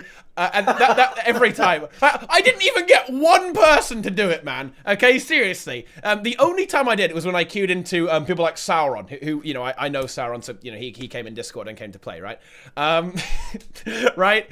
So yeah, that's very much different because we actually know each other, but I couldn't get people to actually come and communicate, even though seriously, guys, right? If you're playing, all right, guys, I'm gonna say this: I have beaten better players than me and my team in automated tournaments just because we had communication and the enemy team was uncoordinated, right? Absolutely. Communication, suddenly you're a 50% better player. I'm not even joking, okay? Especially in Conquest, by the way, right? It's the game is way more enjoyable when you actually play with people, okay? And you play with communication. I don't doubt that, but my issue with it is, first of all, ArenaNet we're talking about here, so it's going to take them like 2 years to even get it in the game. And then it's not like Overwatch where you have everyone on the same team is in the same map, right? Obviously for PvP you will be, but what if they're going to do it for World v World, right? How does being in the same channel work for World v World? Because you a lot of the time have people in different maps who need to communicate with each other. Yeah, I think that's silly. Like, there's so many people. Like, are you going to be in the voice server of the map that you're on? Or is there going to be like a global voice server? I think that's where external works really well. External Discord works really well. For World I mean, there are going to be so many people in the voice because it's World vs. World and all that. Like, it's just, it's a fiesta. You can't really make it happen with your game, and you don't need to. You don't need to either. Yeah, I think it's a good idea on paper. It's one of those things that like sounds amazing, just never works because, let's be honest, like. People are cancer. People are AIDS. They're gonna come in there and just play. Like, there's a streamer who streams Doom CM all the time, and all he plays is gacha music. Like, so you're gonna have but like you're gonna have kids coming in there with like soundboards from Keck just slamming. They're all dead, and it's not gonna work. But I agree. You do need to encourage people to work together, and maybe if you do make those rewards prestigious and hard to get, but obtainable, like if you do try. If you do play, if you do show up and you win, you're going to get them. Not these rewards like you said, if you just lose your way to the Byzantium box. Like, no, you need to have this many wins in this short of time to be able to even see the NPC to buy from. Like, I like in World v World, there's the simplest, the durability runes. To get them, there is a small hurdle you have to go through to get them. You can't just buy them. You have to either have the currency, you have to have the World v World token, but you can't just be like, let me go to the market board and just buy them. It's one more step, and having those more steps you can make something a little bit better. You can make something a little more OP or look cooler or more prestigious by having a couple more steps to get it. I think we need more of that. Yeah. It just adds to the RP, like the role playing of the game. Like, not like the role play, but the RPG. Exactly, yeah. And I think Envy to talk about runes, I think that's a great idea. The rune system is criminally underutilized in this game. One of the things I always like to complain about is the fact that it's almost never good to mix and match. I actually think ArenaNet don't like mix and matching, but I actually really do. I think it's really cool. I love the idea that you might sometimes want to use 4 of one rune and 2 of another. Set. Yeah. I think that's great. I mean, hell, why not make a rune that's got a 3 bonus, right? And so you do a 3-3 set or a 2-2-2. There are 2 things like it's easier for people. Easier, yeah, exactly. Easier for people to follow just doing one rune, so people don't need to like fidget with many runes. It's going to be confusing for new players, especially, and then it's going to be a nightmare to balance if they're going to actually make many runes good, and they're going to make mixing and matching good. No way. Yeah, dude. In WoW, I did 2-set, 4-set on my Warlock when the new raid came out. Let me tell you, this shit was ungodly broken. My DPS was equal to like 4 other players who are good players on other classes because my 2-set, 4-set gave me so much high single target and AoE. I was affliction luck. I'd be on top. Like later, they had to go in and nerf it, and they had to kill the set bonuses because it creates. They didn't see it coming. They didn't realize that people would double dip like that. It's an amazing effect, but I think that if they did that, you have a set of 4, like 3 and 3 or whatever, and you can mix and match that are only or maybe 3. What is it? I don't know. There's a term like there's so many variations. There's so many. I sound like an idiot on stream, but variables like it's can't think of the word I'm trying to say. But say we have 3 sets of 3 that you can make combinations out of that and get different ones. Like this will give you a little tankiness with some spike damage. This will give you healing with colony clear, whatever it's going to be, and then you can make your different setting. Because like with Firebrand in World v World, you want to give people healing, you want to be tanky, and you want to clear condi. So a rune that kind of does that, or if you want to just focus on pure healing, you go the pure healing rune and just mix and match. But if you get a little too crazy with it, it's just a nightmare to balance. But then you're just putting out fires at that point. I mean that is true, I suppose. So I guess you win. But I think it will be cool. But I agree with you. It's fucking awesome when you can do that because you get the theory craft. Theory crafting is why we play MMOs. It's the best part of MMOs, in my opinion. When you can say, maybe if we run this class with this build with this spec, we'll actually squeeze out more DPS and we can cheese this mechanic. And I think that's why we love MMOs, because you figure out something, Frosty finds out another bit, and balance the player that executes it because of his skill. And then boom, now we know what to do. Nice. And yeah, I think that could be really awesome for a bit more of roleplay customization. And yeah, I mean, I hate to say this, I really do, but gating the stuff behind the game might be a good idea. The thing is, though, that's probably not going to happen because it's very much anti-Guild Wars 2 to do it like that. If you had to do something in the game to get Scholar Runes, everyone would be really mad. So I don't think that's going to happen. I think that's very unlikely. But I mean, stuff like some gimmick sigils, like gimmick runes locked behind stuff could be really awesome. For example, if you want to, I found this out very unfortunately, on my NA alt account when I was going to come and play with you. So on Spellbreaker, you want to play draining and absorption sigils, right? Because whenever you do an interrupt, it does something, and you spam CC on warrior, right? So it turns out that to do that, you actually have to like level your Newhawk language mastery as well to even talk to the frog to buy the rune in the open world, which you then have to do the map for as well. So I don't know, that's kind of cool. And I also really love more interesting sigils, like they do something when you interrupt, stuff like severance, absorption, draining. I love that. It's really, really cool. I'd love like getting pets. Yeah, exactly. Pets in open world is a good thing. It engages people as well. And I don't know, I'd think a rune based around interrupts. Sort me out, ArenaNet. Let's go. Let's just bring the cancer. I don't like exclusive runes like that if they're gonna be meta in something like raids, though. Like if you're gonna make a rune set that's good for something like raids, I think it should be like you should be able to get it from raids, right? I fucking hate the fact that I need to go to fucking open world PvE and do some meta event just to get a fucking rune. Well, you can also get it through World v World. That's what I like about. Like I have all the durability runes, all that stuff. I did one hero point train in my time, and all my characters have because I just World v World. I love that. Like to kudos to ArenaNet for giving multiple variations to get something done. Like when I first got this game, I was asking my stream how to get a few things done. I got 9 different answers. It's like, what? And then finally someone comes to Discord and they're like, oh, by the way, there's like 5 ways to do this. Yeah. And so that's very cool. Instead of just having, the pigeon toe, just this is what you got to do. You have to go here. You have to talk to her. You can do SPVP. You can do World v World. You can craft it. You can do meta events. That's what I loved about this game is that there's not one way to do it. There's so many different ways. It's a really big upside of the game that you can do it from get stuff from other game modes. It's something that if you only play World versus World, you won't realize how amazing it is that you can use your World versus World currency to buy these runes. The fact that you can get stuff like leadership runes through World versus World is insane, right? It's so good because you have to like, grind Dragon Stand, and that takes hours if you want to do that, and you can just do it by passively playing World versus World, which is pretty cool. And that's something that is really good. Like, it is something you have to be careful of because you do want to have some exclusivity, right? Like, this is what we were talking about earlier. You do want some of that, otherwise it gets pretty weird, and it doesn't motivate people as much. Like cross play multiple gamers if you can just play one.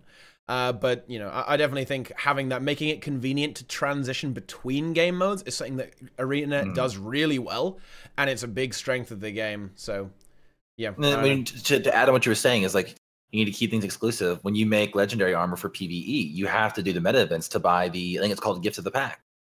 Oh yeah, exactly. You've got to do a whole, if you want to do legendary armor, you've got to do a whole bunch of open world stuff as well. Yeah, you really do. So they make it to where it's not everyone's going to get it. You have to really push for it. Yeah. I think that's great. Yeah, to kind of move a little bit back towards PvP. Okay, Conquest. This is something that has been a point of controversy. Even Bick the Snake has made a video about this, guys. Okay, Bick the Snake. You know it's good. Yeah. Then you know it's good. So Conquest. Okay. Does there need to be some kind of tutorial that explains the concepts of Conquest in the game, but not just saying like, not just, you know, hold on to your points, seize theirs, right? Like a little bit more than that. Pretty self-explanatory, to be honest. And I mean, while there are simple mistakes like people staying on node, like in dying, that's kind of more of like a learning curve that I think is actually for the game. So I like that Conquest is actually simple, in my opinion, but that it does have at the same time a lot of depth, complexity to it when you do get into it. So I don't think that it has a high barrier of entry at all. I mean, I think the concept of rotation is something that is a bit tricky. I'm still learning rotation. I've been playing for just over 2 months, and I still make. But you're not going to be pretty tough learning curve to start. It's more like learning and experience that is going to give you, and that's what makes it so like fun. I think it may be beneficial to have some assistance to help players do that, especially if suppose you're a thief player coming into PvP. Do you think it will be immediately apparent what your job is to someone completely new to PvP as a thief in PvP? So you're saying like make the role system more apparent? Yeah. How would you do that? Yeah, I think that's pretty good. The only issue is like some things kind of like fit in different roles. But I do, you know, the Wooden Potatoes tournament, exactly. Streams, exactly like that. Yeah. Those were really beneficial for the community. Yeah.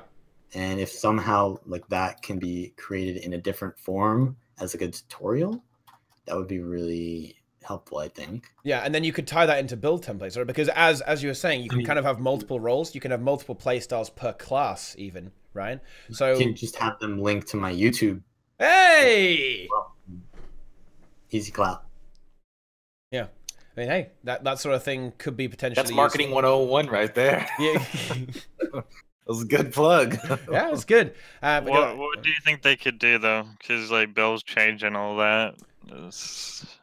Sounds very hopeless. That is true, and it would. And this is the thing. It would right, and this is where we may have some problems. Okay, you are going to need a lot of consistent work from ArenaNet, and you're also going to need them to be in touch with the way the meta is right now. So basically, they have to talk to. Right, Frosty, why are you laughing? In touch with the meta. Yes. How about that? Yeah. Look, they don't care. Wow. And I mean, if they would do this, in my opinion, they would need help from other people, like content creators. But I'm not an ArenaNet partner. You know, there are a lot of people that aren't ArenaNet partners. Yeah. Envy, are you an Arena partner yet? Nope. No emails. Nothing. Yeah. It's a bit of a, I don't know. I just think that is what is necessary. Well, that's kind of like a different issue of what the benefit to them is of having someone a partner, and the benefit to you, like the difference in benefits. What do you mean, like? What's your point? What do you actually get from being an ArenaNet partner? You can swap servers, and you are. I don't know if you're forced to. You don't get much. Link. Do you have to put the link to their buy page, right? I don't think you have to. I mean, you can, but you don't I have think to. you have to. Yeah. Okay, well, I guess you have an incentive to do it, right? Because you get paid for it. But yeah, they kind of want someone who doesn't play Guild Wars 2 I could be a filthy to have shill. it, right? But I mean, the incentive for you to be an Arena partner at that point would be like you can make that content that would be like, say, guides for new people, and you can get it like, for the promoted. role. You would get promoted. too. Yeah, exactly. You would get more people watching your stuff, Yeah. and if you stream, you get more people watching your stream. You get more money and stuff like that. It You get a BDO partner, it doesn't mean anything. You just get put on a website, and that's it. You're supposed to have a direct line of communication. They don't answer emails. It's a No. complete sham. I guess I don't know what they're doing then. But it doesn't even have to be a ArenaNet partner. It doesn't necessarily have to be a ArenaNet partners. All they need to do is communicate with top players, right? And of course, is it a bit dangerous? Every player will have their bias, right? Do they even know what a top player is? Yes, of course they do. They can just look at the lead. Well, I mean, they do have just look at the statistics. leaderboard. But you know, just look at the leaderboards. yeah, just you know, just look, How many legendaries they have? just look who's rank 1. But no, they're okay. Helio's up there. Okay, that's fine. There are I think people it who would be they can get in easiest for contact with. them to just have partners, because like if you're not gonna have partners, I mean, they have these issues. They've not done this in the past at all, right? They don't want to do it. They're very scared of it, right? So I think the only case in which they would do it is with partners, and they're not very in touch with the community. Although we have like a Discord thing going on with some PvP players and all that. I'll say there are a lot of players in that Discord that aren't very good at the game, but that's besides the point. It's still like communication, right? Well, that's the thing, though. Again, you have gotta to have the bronzies. You kind of do, right? Because this kind of talks about Dragon Hunter, right? Even though Dragon Hunter back in the day wasn't ever like OP busted insane, right? It was really causing a lot of problems in the lower ranks. It was ruining people's gameplay experience at the lower ranks because of how much of a noob filter it is to play against it, right? So that's why they had to make that balance change, and they were probably correct to do that. Maybe it was a little harsh, but it was almost necessary to kind of keep the lower end of the ladder happy, right? And that is very important too, especially in a game like Guild Wars 2. So it is important to have input from all levels as well, but you just have to know how to interpret that and filter that, right? So, does ArenaNet do a like a round table or anything with their partners, or not even necessarily their partners? Do they do like another MMO I played? They actually reached out to some people that were in the community. Some streamed, some were YouTube, some didn't do any of that. They were just well known. And they kind of created a round table with them. I think it was like once every like 6 weeks, maybe longer, they would meet and just kind of go over different topics. And they would tell their point, and then the company would say, "Hey, what do you guys think about this, this, and this? And what are your thoughts on it? And then what do you want us to change? What do you like?" And they went through, and some things got changed, some things didn't. But it was pretty cool to see that they were able to communicate and make a difference. Because sometimes you don't know, because you think you know what your player's enjoying, and you go to talk to them like, "Yeah, y'all like this, right?" And like, "Hell no, that's trash." And you're like, "Oh, well, we need to change that." And then you find out. I think they do some sort of communication. I mean, I haven't been Arena partners, so I cannot say it, but I'm pretty sure it's they have some sort of communication, but I don't think they have like this round table sort of thing. I'm not entirely sure. I think they have communication, but not quite that sort of. If there's anybody that's a partner in the chat, yeah, that would be great. Yeah. Wait, yeah, because it's something you don't have to do like often, so it's very easy to set up if you do it like once every 2 months. But it's something that's like a lot of things get changed. Wait, actually, what is their schedule for their living story? Every 2 to 3 months. There you go. There's your schedule. Boom. Well, 200 IQ. There is communication, right? It's not as much as it used to be. I'll just put it like that, okay? But it is there. But I think this is a bit of an aside from the point, rather, that we're talking about, like, how do we get people into into various game modes. And I don't think you necessarily have to communicate with partners or have I mean, for example, people like Frosty, in my opinion, should be partnered. Like Envy should be partnered, obviously. My boy Vallun should obviously be partnered. Okay, these things should happen. I don't think I need to be a partner, and I don't like. I can understand why I wouldn't be a partner. I'm not necessarily salty about it, like somebody in the chat said. I mean, yeah, I do make jokes about it a lot, and I do think it's kind of funny that I'm not partnered, but it's just like it doesn't really matter whether or not you're a partner right now. So, I mean, I think that's an issue with the system as well, that, like, I would like to be one, but I don't really care. Like, somebody in the chat can probably say, on my streams, I've said the only reason I would like to be an ArenaNet partner at that time was because then I could spectate daily ATs while I'm eating. So I can basically just have my stream watch the fucking AT while I eat. Didn't I write up that's the only reason. Form for you anyways? What? One time. I like wrote you your form for you. It was like all try hard and not like. Oh yeah. You just said. Yeah. Well, I've it's not done like it that was the real times. reason. I've done it multiple times. It's just like, you know, they don't like my stream. I'm pretty sure. That's fine. I may like apply in haiku format. Just mix it up. Yeah. But anyway, I don't think it's necessary for everyone who gives them advice to be a partner or a content creator, because being a partner, you have to, well, you know, one of the prerequisites is you have to create content, right? Whether that's stream or YouTube. And no, not every good player in the game does that. So I think it's fine that you just have, as long as you have some kind of player input with regards to balance, I think that's very important. I think it could also make it easier, right? Because right now, ArenaNet is, as far as I am aware, they don't, and obviously they do, people know, like, they are aware of how people feel about various things in the game, right? But I don't know, if they talk to players about prospective balance changes, you can have people say, oh, you know, this would be enough. Oh no, I don't think that will be enough. Like, you know, you need to change this number a bit more, right? Like, that sort of thing. It can really assist with the actual development of the game, and you know, it will be very convenient, right? It will make it easier, and it can be more effective as well. It's both. It's a double win right there, you know, a double win. I don't think there's any issues with the balanced communication and stuff. I think we have that sorted pretty well. I don't think there's anything wrong with that. I just think that communication in terms of like making content for ArenaNet, that's the thing that is lacking. I mean, right now balance is fine. What? No. I mean, I rolled. Are you kidding me? Okay, well, PvP wise, sorry. Well, technically, I mean, like, the balance is based on the player base, and the player base is very bad. So the balance is difficult. It's very not fun. But if like you have good players in your matches, the balance is pretty decent. I mean, just nerf Rev and maybe. I don't see why Core Guardian was buffed. That's a thing, right? Like things like that. I mean, these are minor things, but they'll obviously affect things a lot. Like right now, there are a lot of Core Guardians playing.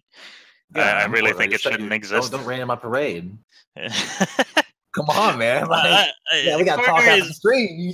Very easy to play. It has pretty high reward, and it's sometimes hard to avoid, especially if you're not a very good player, and especially if there are multiple of them. Like if there are 4 Core Guardians in one team, you're probably going to get bursted a lot of times, even when you're a good player, because you can't have enough awareness to counter all of them. Okay? Yeah. And that is AOE. True. Yeah, the pulse. I don't understand. Why is that pulse? It's like the new Scourge. You're pulsing meditations instead of pulsing shades. And you literally pulse it on the target regardless of where it goes. Like you have a shade that follows the fucking target. What is that shit?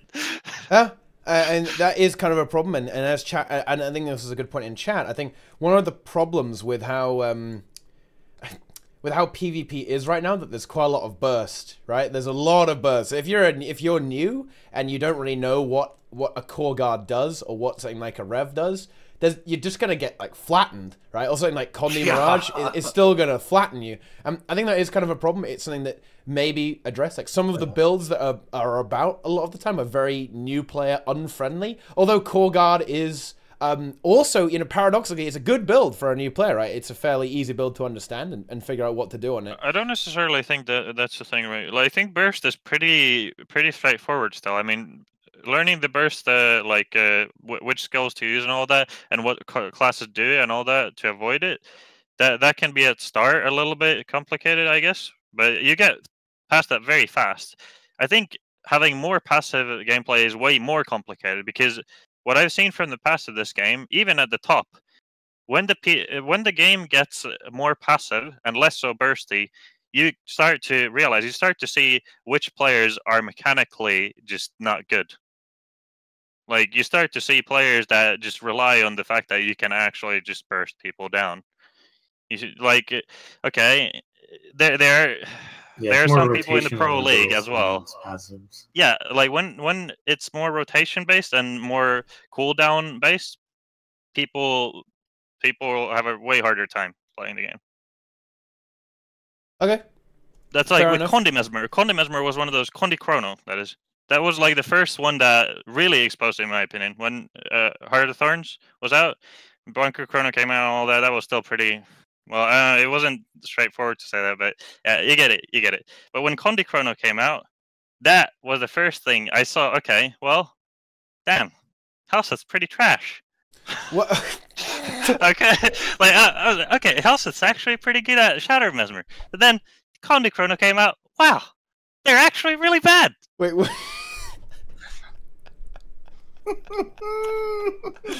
Wow. Whoa! Shots of tea time. Wow. Spice.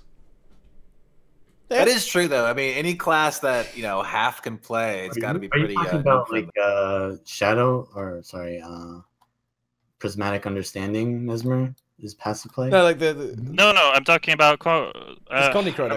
I'm not saying Condi Chrono is passive play necessarily, but it's more passive than the normal Greatsword Shatter Mesmer. And that's what he was used to, for example. And he couldn't. When you said Shatter Mesmer, you meant PU, right? No, I meant any Shatter Mesmer before PU as well. Like all of those builds, they were pretty much all the same. I mean, PU, I guess it made it even more brain dead, but he was good at the previous ones as well. I mean, this is just an example. Again, I think Hellset is a great player in his own way. It's just his mechanical ability is not up there. His thinking and portals are way up there, but the mechanical ability is not. Right? Now I know why he didn't make it in Smite then, huh? Okay, now we know. It's because of fucking Condi Chrono, dude. Okay? There you go. Well, how about that? And yeah, that is an interesting thing that you say that. Of course, you don't want... I guess that's stuff like why people kind of get wrecked by like Warrior and stuff, which is a little slower. Like, people don't really know how to deal with it very well, like especially at lower rating. Like, people don't really know what to do with it. And I guess it would be you see a lot of people, and if you don't understand like how to play the game a lot slower, like you won't be very effective on a class like that. So I suppose there is that. But I don't know. There you go. That is interesting. Although I do still think that maybe it's a little extreme. I think having burst like in the game, like, yeah, you kind of sold me on that. I can kind of see how that would make sense. I think it's good, but I still think the game could use being a bit more forgiving. I agree with TeaTime more though, because like the burst gameplay isn't as interactive, because like if the fights are like decided instantly, then it's like kind of, I want to say RNG. It's not like completely RNG, but it feels like it, Okay, but say like which is more hard for a new player? Say like Wonders 1 with Thief, you know this very well, right? Hitting steel used to be like all there was to it, right? If you hit steel, you win. Now, compare that to something. I don't know if Condi Chrono is a good example, but let's just take that. There are many decisions and many parts in the Wonders 1 that make up for you winning the duel. Because there's a lot more complexity to it than just pressing one button, and if you hit it, you win. It's so much. Right, I agree, but I think that the thing that we disagree on is how power creep the meta is right now. that makes the bursty meta too bursty, right? Like, Yeah. can you say Maybe. that the meta is too bursty?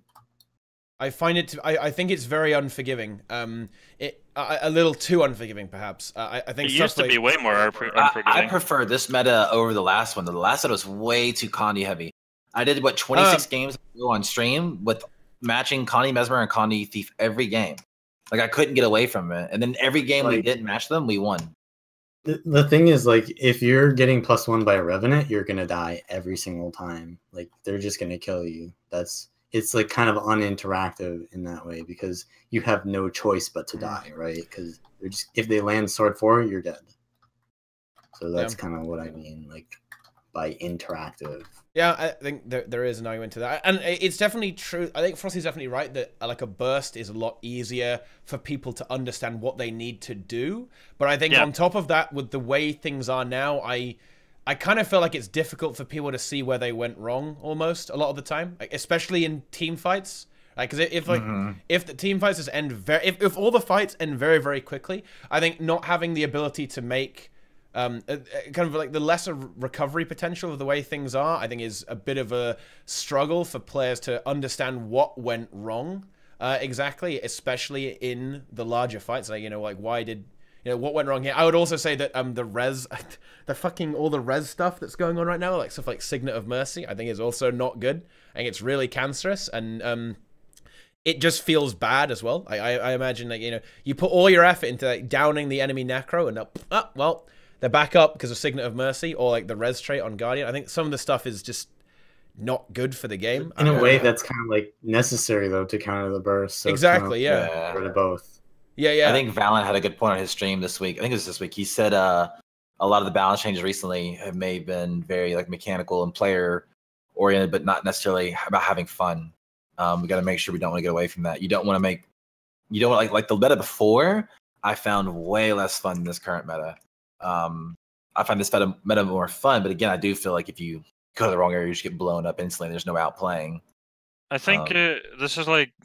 I think for a good player, the mechanical stuff like having things more drawn out is way more appealing than the burst meta. But I think for new players, it's way better to have the burst meta. I mean, I can't think right now, but can you try to think of like a game that's kind of popular, but has multiple decisions to whether like you win a 1v1 say or not, like, or not 1v1 but any sort of like fight, small scale fight, not the whole game but small scale fight. Like any PvP game that has drawn out fights is what you're asking? Drawn out fights that require a lot of like you need to actually know the game a lot. Wow. Yeah, like see, like BDO, I mean it's over in an instant. Like, I mean it's dying is pretty normal in that game. You die a lot. Any fighting game, no, that's very wrong actually. Like a fighting game is very much like the twitchy burst playstyle. That's exactly what I'm saying. They're very much like that. You're like a fighting game. It doesn't. Let's compare it to maybe like WoW or like WoW is certainly WoW's a lot longer. Yeah, because you have cooldowns. WoW is just it's windows. Like you, I mean, I played pretty competitive for a while. You get to the point where it's like, all right, this cooldown is down and this is ready. All right, we're gonna burst the DPS. All right, hard swap healer. All right, we win. Like, of course, there's more to it than that, but it's all about making them waste their cooldowns or baiting cooldowns or interrupting or stealing. Kind of like and then you create a window and there's a kill window. You can do it within this time. If not, you literally just run around the map hitting each other until your window is back up. And that's one thing I don't like about WoW PvP. It's when they can kill you, they absolutely won't kill you. There's no chance they're going to burst you down because you have these amazing cooldowns. And I think in Guild Wars 2, which is cool, you can get away with that. Yeah, attrition is way harder. Yeah, exactly. Yeah, I guess way less fun. I guess MOBAs. I would say, like chat was talking about MOBAs, and that came to mind as soon as you said that. Like they're a little, and there is a lot about picking your moment and kind of bursting people, I suppose. But there are a lot of things you can do on the macro scale, especially in the laning phases in MOBAs, that you do to gain an advantage over the time period of the game. I would say. But the thing is, like, Guild Wars 2 has it almost has like one additional dimension to that. On top of that, it's like the amount of things that you can do in Guild Wars 2 to actually win a team fight. Say, it's insane. Like you need to react to what they're doing. you're never gonna actually play optimally. Like, it's impossible. Mhm.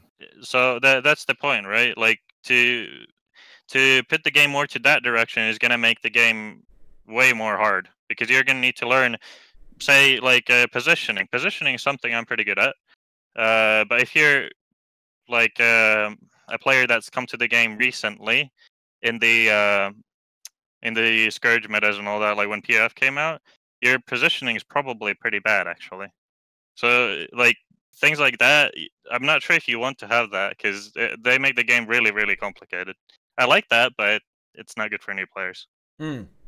Yeah, it's tough. Yeah, especially with all these positioning skills that you have, like mobility skills. There's so many opportunities to just play better. It's like when I'm watching somebody play, I cannot watch people play PvP. It makes me cringe because I see that they could position themselves way better. I don't like it. Okay.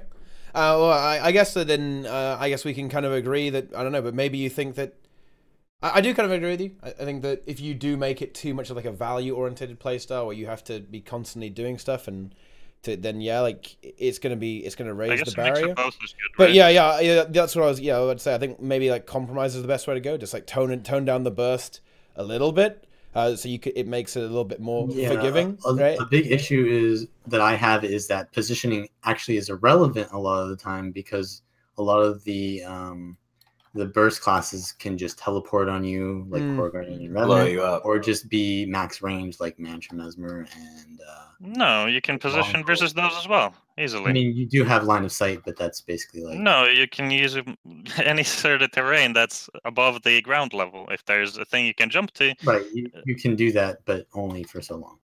Well, and also that's not immediately apparent to new players. That like if you, for example, I'm saying that they're really balanced class right now because their burst is very, it's pretty good, but it's not like over the top, and it's very counterplayable. Whereas you have something like Soul Beast, which, you know, if you're playing the one-shot build, well, you're not only are you instantly dead from 100 to 0 if you don't dodge and you don't have terrain nearby, but even if you do get to terrain, like what else do you have on you that, you know, you can't really counter pressure, right? You can counter pressure a thief, but you can't really counter pressure something that's like so safe like that, you know. That's one of my what would be so safe? Well, max range burst. Max range burst that doesn't need any like any sort of. I mean, there is no thing like that really. Longbow ranger is the closest thing that comes to that.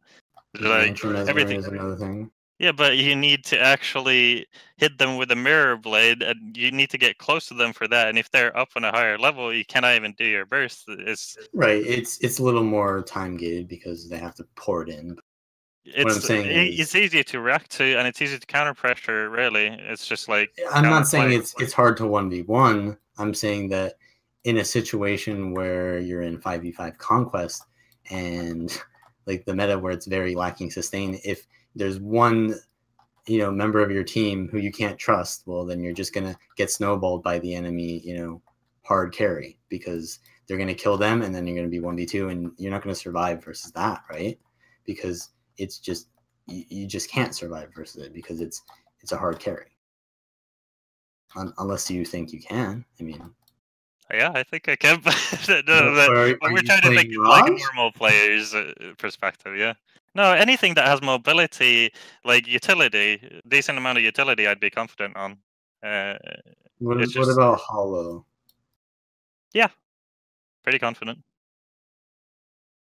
Isn't Hollow in the current meta just close your eyes and you win? Hollow is one of the more broken ones, but I think that it's really hard to survive on outnumbered. You have a Mantra Mesmer on you as Hollow, you won't even get your heal off. I mean, obviously, I'm talking about like playing normal ranked games. I'm not talking about actual good players. If it was actual good players, I would be confident. That's the thing that I'm mainly talking about right now is like the meta is based on the player base.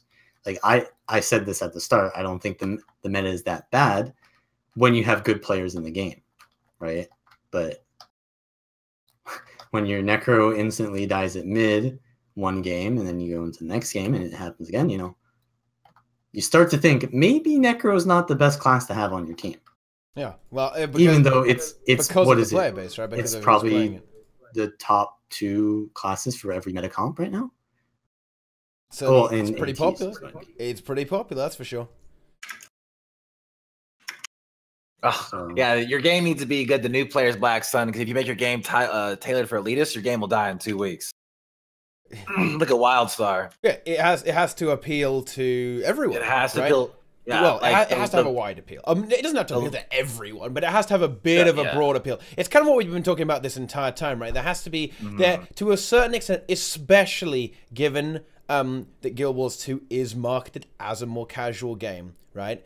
You have to make it so that everyone can get some kind of value and enjoyment out of the game, and make it accessible, guys. This is all about making the game accessible and fun to play for as many people as possible, right? Because otherwise, you kind of end up in the situation where we are now, where the game modes that, well, a lot of us play are not getting a lot of attention, or not as much attention as we would like, and we see focus being drawn to other areas of the game, right? So it's kind of, well, you know, we have to think of some kind of solution. Because guys, I'm just gonna say it, you can't just complain forever. You actually have to come up with some good ideas, all right? Okay, you can't just say, oh, this is shit.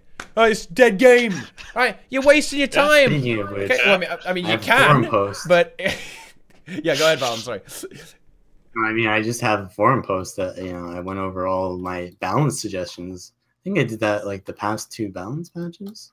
Yeah, that's a great idea. That's really good.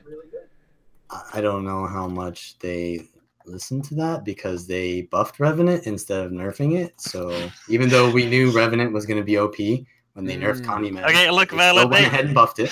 They don't care about your forum posts, okay? They obviously don't. That's my point. Well, okay, what about the... Okay, you know what you need to do? You need to bring back those power ratings, dude, okay? We need those... They destroyed the meme, okay? We had the best meme. We made layers of it. It was infinite, okay? There was infinite content to be had. And then... That was pretty autistic of them. They delete all of them, and they put them into one thread. It's like... You're taking you this have thing. No idea. You're taking this thing that people like. Yeah, it hurt the community. It actually, like, they thought, okay, well, we're just gonna give them a platform to do this. No. What are you doing? Dude, people in this chat crack me up. People keep saying like ANet's gonna do anything. Dude, ANet does stuff. Y'all just don't see it. Like, they created Arena in Edge of the Mist. Immediately, people like, this is too small. They created it. That's ridiculous. That was crazy. That was most MMOs wouldn't even like, yeah, nice job with the Arena, asshat. You're not getting that one. No, you get the Arena, but it's too small. So your GVG community, which is, in my opinion, like the tiniest of tiny communities, speaks up. Hey, this is too small. This isn't really going to work. You know what they say? We're making it bigger. What? Like, not even World of Warcraft moves that fast on a lot of things. They do not do that. Like, that was amazing. I couldn't believe that actually happened. And that may be small, that may be rare, but they actually do listen. They actually do change things. And that's, I'm playing devil's advocate here.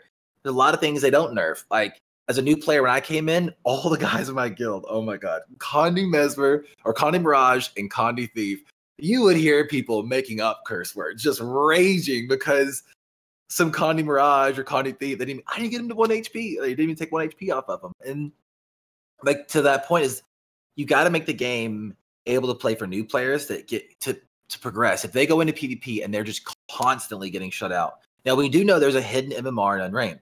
It's a broader MMR than the Ranked. We got that. That's confirmed. So you will match with people that, you know, wear the same helmet as yours. So you're going to be able to play against people that are fairly new. So you should do all right. But if you're going in and you're just getting stomped, like, well, I'm not playing SPP. This isn't for me. You're not going to enjoy it. That's going to die off as a part of the game. You need to make it to where people can play someone else that, that's what Fortnite does. In Fortnite, you make a brand new account, you play people that are walking into walls so they know where their build button is. But you play for a while, you're going to, you're playing people that can outbuild you. And this game does it as well. But if you make it to where you're always matching up against veterans, like even me, I'm not that good of a player. I'm a high gold, low plat player. And I get stomped all the time by higher plat players, but I do roll over other players. So you got to have that medium. But if people are just getting stomped, they're not going to want to play it. They're never going to go back in there. They're going to be demoralized. Yeah, and I mean, not to kind of to hit that, to hammer in this in too hard. That I think that's especially prevalent in a game like Guild Wars 2, where not only is the player base quite casual, but also you can obtain a lot of the rewards just by playing the other game modes, right? I mean, it's true that maybe you could do it faster in PvP, but you can get stuff in PvP like some ascended trinkets or ascended gear, stuff like that, or you can just like run around in circles in Istan and you can get the same thing. It might take you a bit longer, but you can do the same thing and it will be less stressful, right? Or less unpleasant for the player instead of getting their head kicked in by 3 core guards, there is that aspect to it. Okay. Okay, look, I was actually considering doing like these open world PvE, it's story PvE things just to get ascended trinkets recently because I ran out of my PvP shards, and now I have no way of getting them easily. No. And I rather do PvE than queue ranked at this point. Okay. This is monthly AT winner, by the way, guys. I would rather gather winter berries in open world than queue ranked. Exactly. That's not good. We need to make ranked fun again. Yeah, we gotta make watch this tea time. The suggestions are all there. Yeah. They're all there. They're all there. We fixed the game. I'd say there were pretty good suggestions. A lot of them. I don't know if they would. I do think the meta is going that way. I don't think they would help the game that much, but it would give some idea for the developers at least, like what direction put the things, because I mean they're thinking about things still, like Ben and other people, like they're thinking about these rewards, especially for PvP, incentive to play, and not enough incentive to win trade, things like this. Yeah. Well, okay, now this might be a bit controversial. I actually think that you shouldn't even care about the win trading to a certain extent. I'd say it's fair, but I mean, you got to deal with it in some manner. As in, you must also simultaneously say that titles mean nothing and you need something else. Yeah, exactly. I mean, obviously, if you get caught win trading, your ass is banned. Get the fuck out, right? Obviously, right? If you, I would say you could even be harsher, right? You could just say, right, you're permed, right? I mean, maybe not for first offense, but certainly for second offense, right? Like that. See it. But I think that almost punishing the normal player base for a few who are dickheads isn't a good idea. And the key there is detection and removal, right? For example, who win traded God of PvP? Give me one name who win traded God of PvP. I don't remember who it was. Wasn't one Blackjack or Posey? One was Blackjack or Posey, right? Okay, well, actually, I don't know if those guys win traded. They might have just do a queue during the night. Let's take a sure one like Mia's. Okay, right. Okay, does he still have the title? Yeah, I think so. Well, then I mean, I'm sorry. Like his account should not. He should get a 6-month suspension and the title removed. Right? Why isn't that happening? Like, why isn't that the case? I mean, just the removal, I don't think will make the reward system relevant, though, because a lot of the people that have those things, I mean, only the very top is going to go for the rank 1 and rank 2 stuff like that, right? And then the other people are going for like top 100 or whatever. Most of the player base is going top 100 and top 250. But they already have those, most of them, unless there are new players. Obviously, the new players coming in will want to do that, but the existing ones, they don't care. That's true, but I kind of almost feel like that's kind of fine-ish. As long as there's something, and the reward systems are there, and when it comes to getting rid of people, they just have to do that, and they have done that. They have removed God of PvP, right? So it kind of does work out. Did they say if they're gonna replace it with anything? No, I mean as in remove. I meant like remove it from the win traders as well. They have cleansed a few people, right, and handed out. They've handed out dishonor, and they've not removed it from anybody. Are you sure? I thought they removed it from some people, or am I completely crazy? I'm fairly sure they've not removed God of PvP from anybody. No. Right? Never mind. Wait, Jeff, a little? Yeah, but like, would you really wear it if you got caught win trading? I mean, that's kind of like... That is true, right? You're wearing your own dunce Wait, cap, but Jeff didn't even, like... That was... The season ended... Did the season even end before he got banned? I'm pretty sure it didn't, right? Like... I think it did end, yeah. I'm pretty sure it didn't, so they didn't remove it, they just banned him before or after. retroactively gave us titles on NA because like 2 or 3 people got removed afterwards, but it wasn't automatic. Like someone actually had to email them to do that. Okay. Yeah, the title, then they removed it. Okay. I think you don't. If when it comes to like win rate, this is the same thing that, in my opinion, holds World versus World back a bit. They're so scared. So I won't use scared. That's a bit of a pejorative. They're so concerned about match manipulation that they refuse to increase the rewards. Right, in terms of the gold you get, like the money you get from World versus World. I kind of feel like you have to just kind of throw caution to the wind a bit and assume that most players are not assholes. And if you catch people doing this, then you take action against them, right? Because right now, World vs. World is pretty unrewarding, right? It's not that unrewarding. It's okay, right? But compared to PvP, it's a bit crap, right? In terms of how much you get from doing it. And that's because they're concerned about match manipulation or people, just counter it, running around in circles, farming each other's keeps and stuff. Thing is, I kind of feel that wouldn't actually happen that much, and maybe it's at least worth a shot. Because again, rewards are a good way to get people to try the game and incentivize actually trying it and having a go, right? And then people find out that actually, damn, World vs. World is a great game mode, because I completely agree. World vs. World is a great game mode, and probably maybe even the best game mode for a flagship game mode for Guild Wars 2. It's certainly what Guild Wars 2 has over other MMOs, I would say, like because of the way the combat system works. I kind of think World vs. World is a USP. It's a unique selling point, very much so for Guild Wars 2 that no other game does as well. In my humble opinion, I've seen other people's pathetic attempts to replicate glorious World vs. World, but I don't know. I think ArenaNet should maybe be more aggressive with the way they restructure the rewards and the content of the game, and maybe not worry about like the 3 to 5 guys who are dickheads and like to win trade and manipulate stuff, and instead focus on rewarding the vast majority of the player base that are good people and not looking just to exploit the system, right? Because it is, of course, we can look at PvE, right? For example, some people did exploit the challenge modes, but it wasn't that many. ArenaNet said it was like less than 100 people exploited Doom CM, right? Out of everyone who did raids. And that's true. It could have been, you could manipulate the way they detected. They checked how long the encounters were, so you could actually get away with that. You certainly could have exploited that in some way and got around their detection system. But I kind of feel like not a lot of people actually do the naughty in Guild Wars 2. I think people are pretty well behaved overall. So I think it's not necessary to kind of hold the game back in terms of rewards.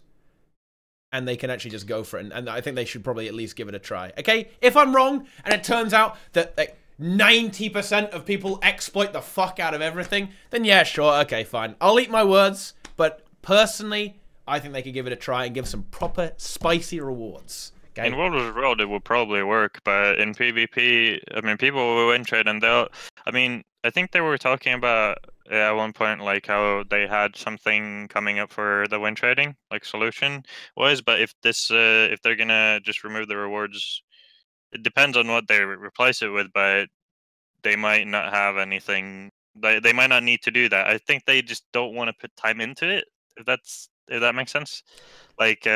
They don't want to put time into it for so little reward, because I mean, the titles, as I said, aren't cared for by many, and if the plus for them of having titles is very small, at the same why time, should they spend time? Win trading doesn't affect many then.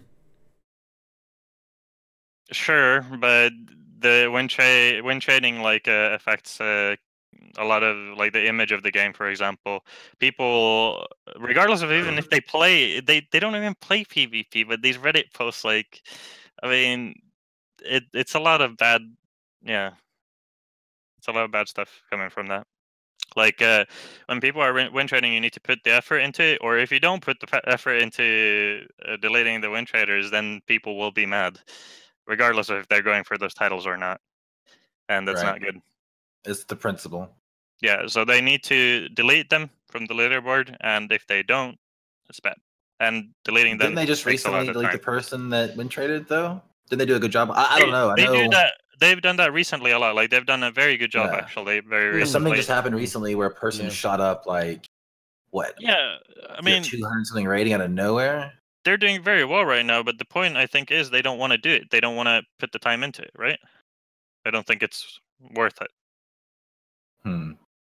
Yeah, I suppose so, and that is a little unfortunate. But I mean, I don't think the titles as such are too much of a big loss anyway, right?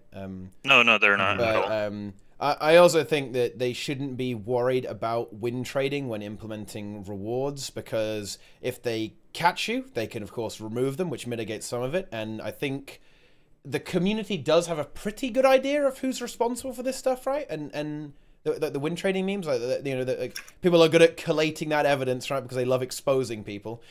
So there is that. And even if they do, I still think it's you know, in the balance sheet of good and evil, okay, I think it is better to have some win trading and a lot of happy players than to have the players less happy but there's nothing to even win trade for, right? How will they be happy though? What will the reward have to be, and how will it have to be implemented? Because they aren't happy with the titles. When it comes to the titles, then I would just say you add some kind of, as we were talking about earlier, a finisher, like a hat, an aura, I don't know, some tokens you get from automated tournaments that you can use to buy the obsidian weapons slowly, stuff like that. Just cosmetics. Cosmetics, maybe a bit of extra gold, who knows, like you can bump up the gold a bit. Increase the ascendant rewards, because I think in PvP they're a little low right now. Although you don't have to win trade for that, to be fair. But I think just titles in general are just kind of like an unsupported, like, bad reward. I think the titles, like, they're not very visible anyways, and don't give have a any dank function mount to skin. them. Mount skin, yeah. I mean, they've done a glider skin for PvP, so why not attach a glider skin to rank as well? That's pretty. That's probably not going to happen though. But you know, like, stuff like that, just cosmetics attached to rank or position on the leaderboard. That's what people want. I think titles are, yeah, as you say, not exactly something people really give a shit about. Especially considering they have some slightly dubious reality to them, right? Yeah, that some of them are maybe not so legit. But yeah, that sort of thing just would be really good, I think. It does, and that goes for the other game as well. World versus World. I don't know, make winning matter and don't really worry about win trading, because I don't think. I mean, come on, like, I think World versus World, everyone hates each other so much that I don't think they would win trade. So I think that actually would be really good. It would work out really well. All the servers kind of think they're all trash and they just spend their time flaming each other, so they won't be able to cooperate well enough to actually get away with it. That's really good. I like that. So I think that's okay. Have they done that in the past when trading? I mean, yeah, sure. People, especially on Edge of the Mist, this happened. Or the Edge of the Mist meta would be, there'd be like two Zergs rotating around the map, right? Like, you're in tier 1, right? And they were doing the 2v1, and like they didn't get anything out of it because they're not like going up a tier to like with their win trade. They're just literally just making it so like that Blackgate lost, which meant nothing. It was just like for like the drama of it, which is like something like that needs to be in PvP, because like there's no reward is good for winning in World v World, and yet it's more popular than PvP. So like, what is the difference? Well, I mean, there's no sense of community, I guess. The thing, yeah, and the thing is in World versus World as well, because it is in my mind like a sandbox game mode. I think it's great that two servers would gang up on another one. I realize it might be a bit cancerous for the guy, but I'm getting that EVE Online vibe, you know? Like especially if it was more meaningful. If they implement a system where winning is more important, imagine like two alliances forming a mega alliance to gang up on another alliance. I don't know, that sounds pretty cool to me. And then you have stories. Yeah. Politics, actual drama. It's very socially charged. Yeah, exactly. I think that's great. It's why World versus World has kind of survived, even though it is probably the most neglected game mode, arguably, right? Hopefully that changes with alliances, but that's why it survived. It's because you have these stories that they are generated by the player, not by the game, right? I think that's awesome. I think that's great. It's what makes it's the magic, right? It's the magic. Why World vs. World, I think, is such an awesome game mode. Yeah, there you go.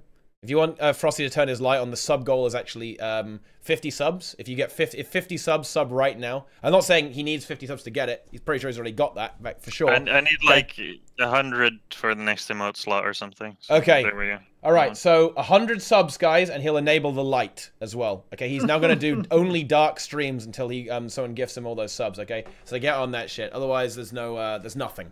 Okay. Anyway, does anyone have any final thoughts on that? Because I think that pretty much wraps it up. And seeing as we're talking about shilling, we might as well move into that. But final thoughts, anyone? I guess the main topic was like whether the game is dead or dying. Ooh. Yes. What is your answer? What is your answer to that question, Vallun? Can we come up with an answer we all agree in? Okay. Well, in some aspects, it's dying. In some aspects, it isn't. So I mean, that's the safest answer. But I think the best conclusion you can make is how best to avoid dying, right? And my answer was, I guess, build templates. Build templates. Okay. I mean, will that help PvP not die? Well, I did argue that it would help them to create other game modes to have build templates. So it's sort of like the basis for a lot of other things. So yeah, that's mine. All right. Okay, Frosty, is the game dead? No, the game's not dead. Feels good, man. It's never been dead. It's just PvP is slowly dying. Just wants the gun. Okay, listen. While PvP is dead to me, PvP is still alive, but I think because PvP is dead to me and it's dead to increase, like just more and more people, it will eventually die to everyone. So it's a subject to be worried about. Yes. Okay. Yep. Okay. You know what though? Let's get some positivity. Okay. Envy, tell us why everyone is just whiny little bitches and they're all wrong and the game is alive. The game is not dead. The game is actually more popular than it's ever been in a long time. The numbers show that. But the things we love and enjoy aren't the popular things right now. People are doing more of like the Eiston farm, the lore, the really, really, really just gritty casual stuff. And what we want to see, what we enjoy the most and are passionate about, with Vallun being SVP, Frosty, you be mostly raids. I guess actually Frost is now more a raider than a PvPer. But the things that we really want to see, what we enjoy, what makes us tick, what makes us jive, we want to see that grow, and it's not. And that's what we're frustrated. That's why I think the game is dying, because what we're focused on, what our horse planners are on, may be going down. But I mean, shit, dude. I was doing Iceland when we were doing this tea time, and there's like 3 maps going. There's tons of people. Maps full. I do a meta. Maps full. I mean, there's people are playing the game. They're just not playing what we want them to play. So if we want those to grow, we need to have ArenaNet step those up. And we had a lot of really, really, really good things you brought up today. But the grass is definitely greener where you water it. Yep. If we want it to get better, we got to make it better. Yeah, and that is a sentiment that I will completely echo in my closing statement in this intense debate. I don't think the game is dying. To the contrary, I would say that the it's more alive, certainly in terms of actual people playing it, than it's probably ever been. And I think the game is in a pretty good state in the terms of where the design is. PvP-wise, it's not. PvP-wise, it's not. No, that is true. That is true. Okay. No, I main raids now. I do actually, chat. By the way, if you're coming into my stream expecting PvP, there will be none. Okay, I'm playing raids. Yeah. I just think it's funny that Envy thinks that Frosty's a PvEer because he. Well, I didn't know he was a PvPer. I didn't know that. Dude, first off, someone said Frosty was good at PvP. I'm like, I don't know. The guy's good at raids. I don't know he PvPs. And then I find out he's like so legendary. No idea. I'm like, dude, I've never seen this guy kill anyone. The only mess where he kills is Zara. Like, let's get real here. I didn't know the man was good at PvP. Was that Doom CM thing, the joke in the middle of this thing, was it towards Teapot or me? I can't actually, I can't figure out. No, so, like, that was Teapot. Like, every time, there we go. Like, if you go to Teapot's stream, right, you're going to get 3 things. Gotchi music, Peppa's, and Doom CM. But if you go to Frosty's stream, you only get 2 things. Gotchi and Doom CM. We are simplified. Well, no, you get the weeb too. You get the weeb stuff as well. Right. Okay, yeah. Right? And actual ear rape as well. I will typically skip ear rape. I went to his stream the other day, and he was like casually explaining something while the whole time you're hearing like screaming little like anime weeb children just yelling. He's like just casually, let me just look over here. We're gonna do this. I'm like, how are you able to just talk with this going on? Like, I can't stand this. I mean, sometimes I don't want to have it loud. Like I love listening to the cancer music very loud because I think that's the point of it, the rhythm and all that. But sometimes it's a bit, like sometimes I'm just not feeling it. Yeah, it's too much. So I put it lower. Yeah. I put it lower in volume. Okay. All right, but yeah, I don't think the game is dead. The game is doing fine, but we have got to prop it up, guys. Okay, with our strong backs, and we'll carry it to victory, and we will do our best to help people get into our favorite game modes. So ArenaNet sees that we are valuable and we're precious as well, and they want to keep us here and keep the elitists. Okay, we don't want to die. We want to stay in the game. We want raids and PvP and World vs. World to do well too, not just open world farming. Okay, we can do better.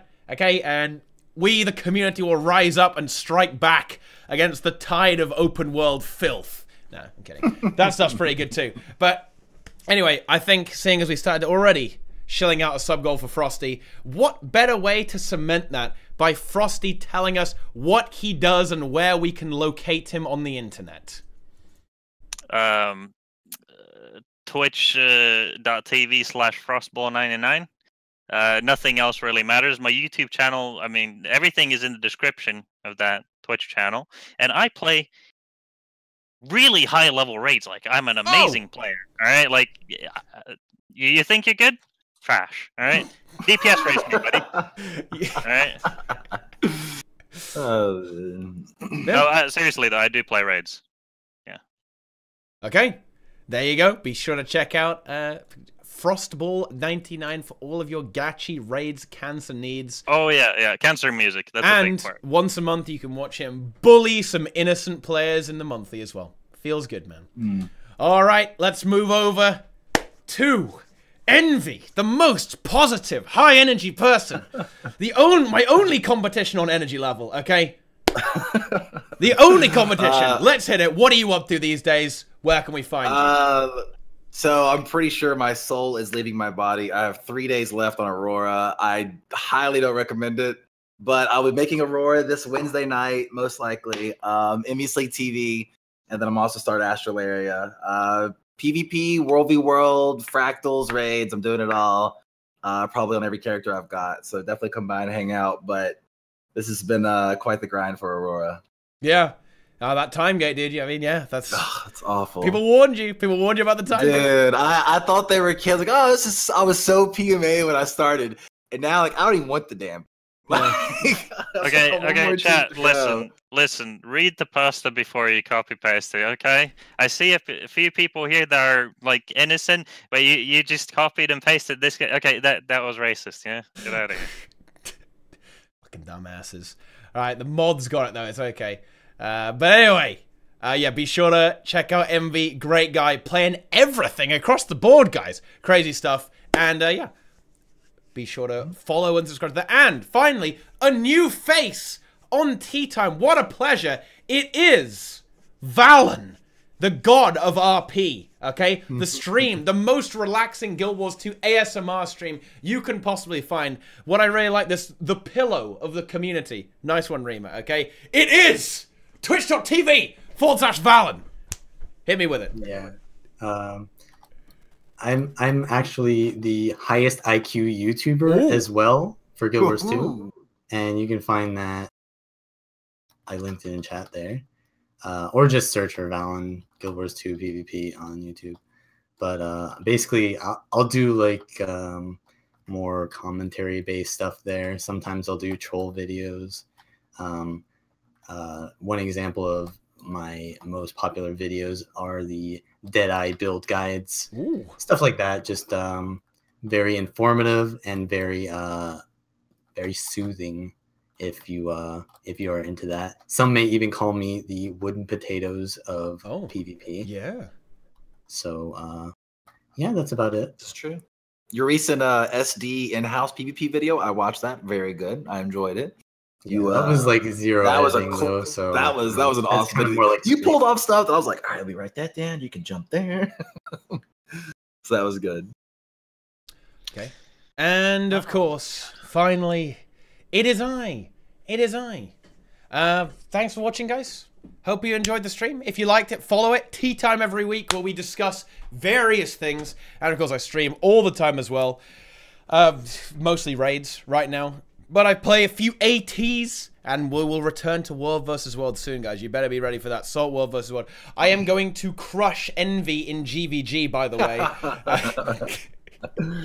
We did have the. By the way, let's get that event hyped up, guys. I'm just gonna say this on TeaTime. Let's make this a proper event. This is the fucking Teapot versus Envy GVG, man. Okay, let's make this a proper event. I'm gonna smash him into a million pieces, obviously. Okay. Dude, we're gonna start prepping up and ready. You better not bring the Keck boys. Keck is cheating, by the way. Envy. No, they're not. They're next level, dude. They're crazy. But by the way, I don't know if y'all know, Teapot showed up to NA Reset and raided with us. The Bubble Lord logs in and got some. I mean, it's 3 a.m. his time, just so you guys know, when we started. Like, the man went to bed when the sun was coming up. That's pretty admirable stuff, I have to say. Pretty cool that you can see someone across the pond show up and bring the Bubble Lord out for the NA Reset. Hey, you gotta bring the Bubble Lord, man. That's what you gotta do. Envy will eradicate salt. That's a whoa. That's a guilty. Don't worry. We will bring the tequila and the glasses. Okay, all right. Easy. Okay. But anyway, thank you guys for watching. Follow, awesome subscribe. An excellent show indeed. Follow everyone, subscribe to everyone. Watch all over the place, all the time, every single day, constantly. And of course, I will see you guys around. That's it. Thanks for watching, guys. See you later.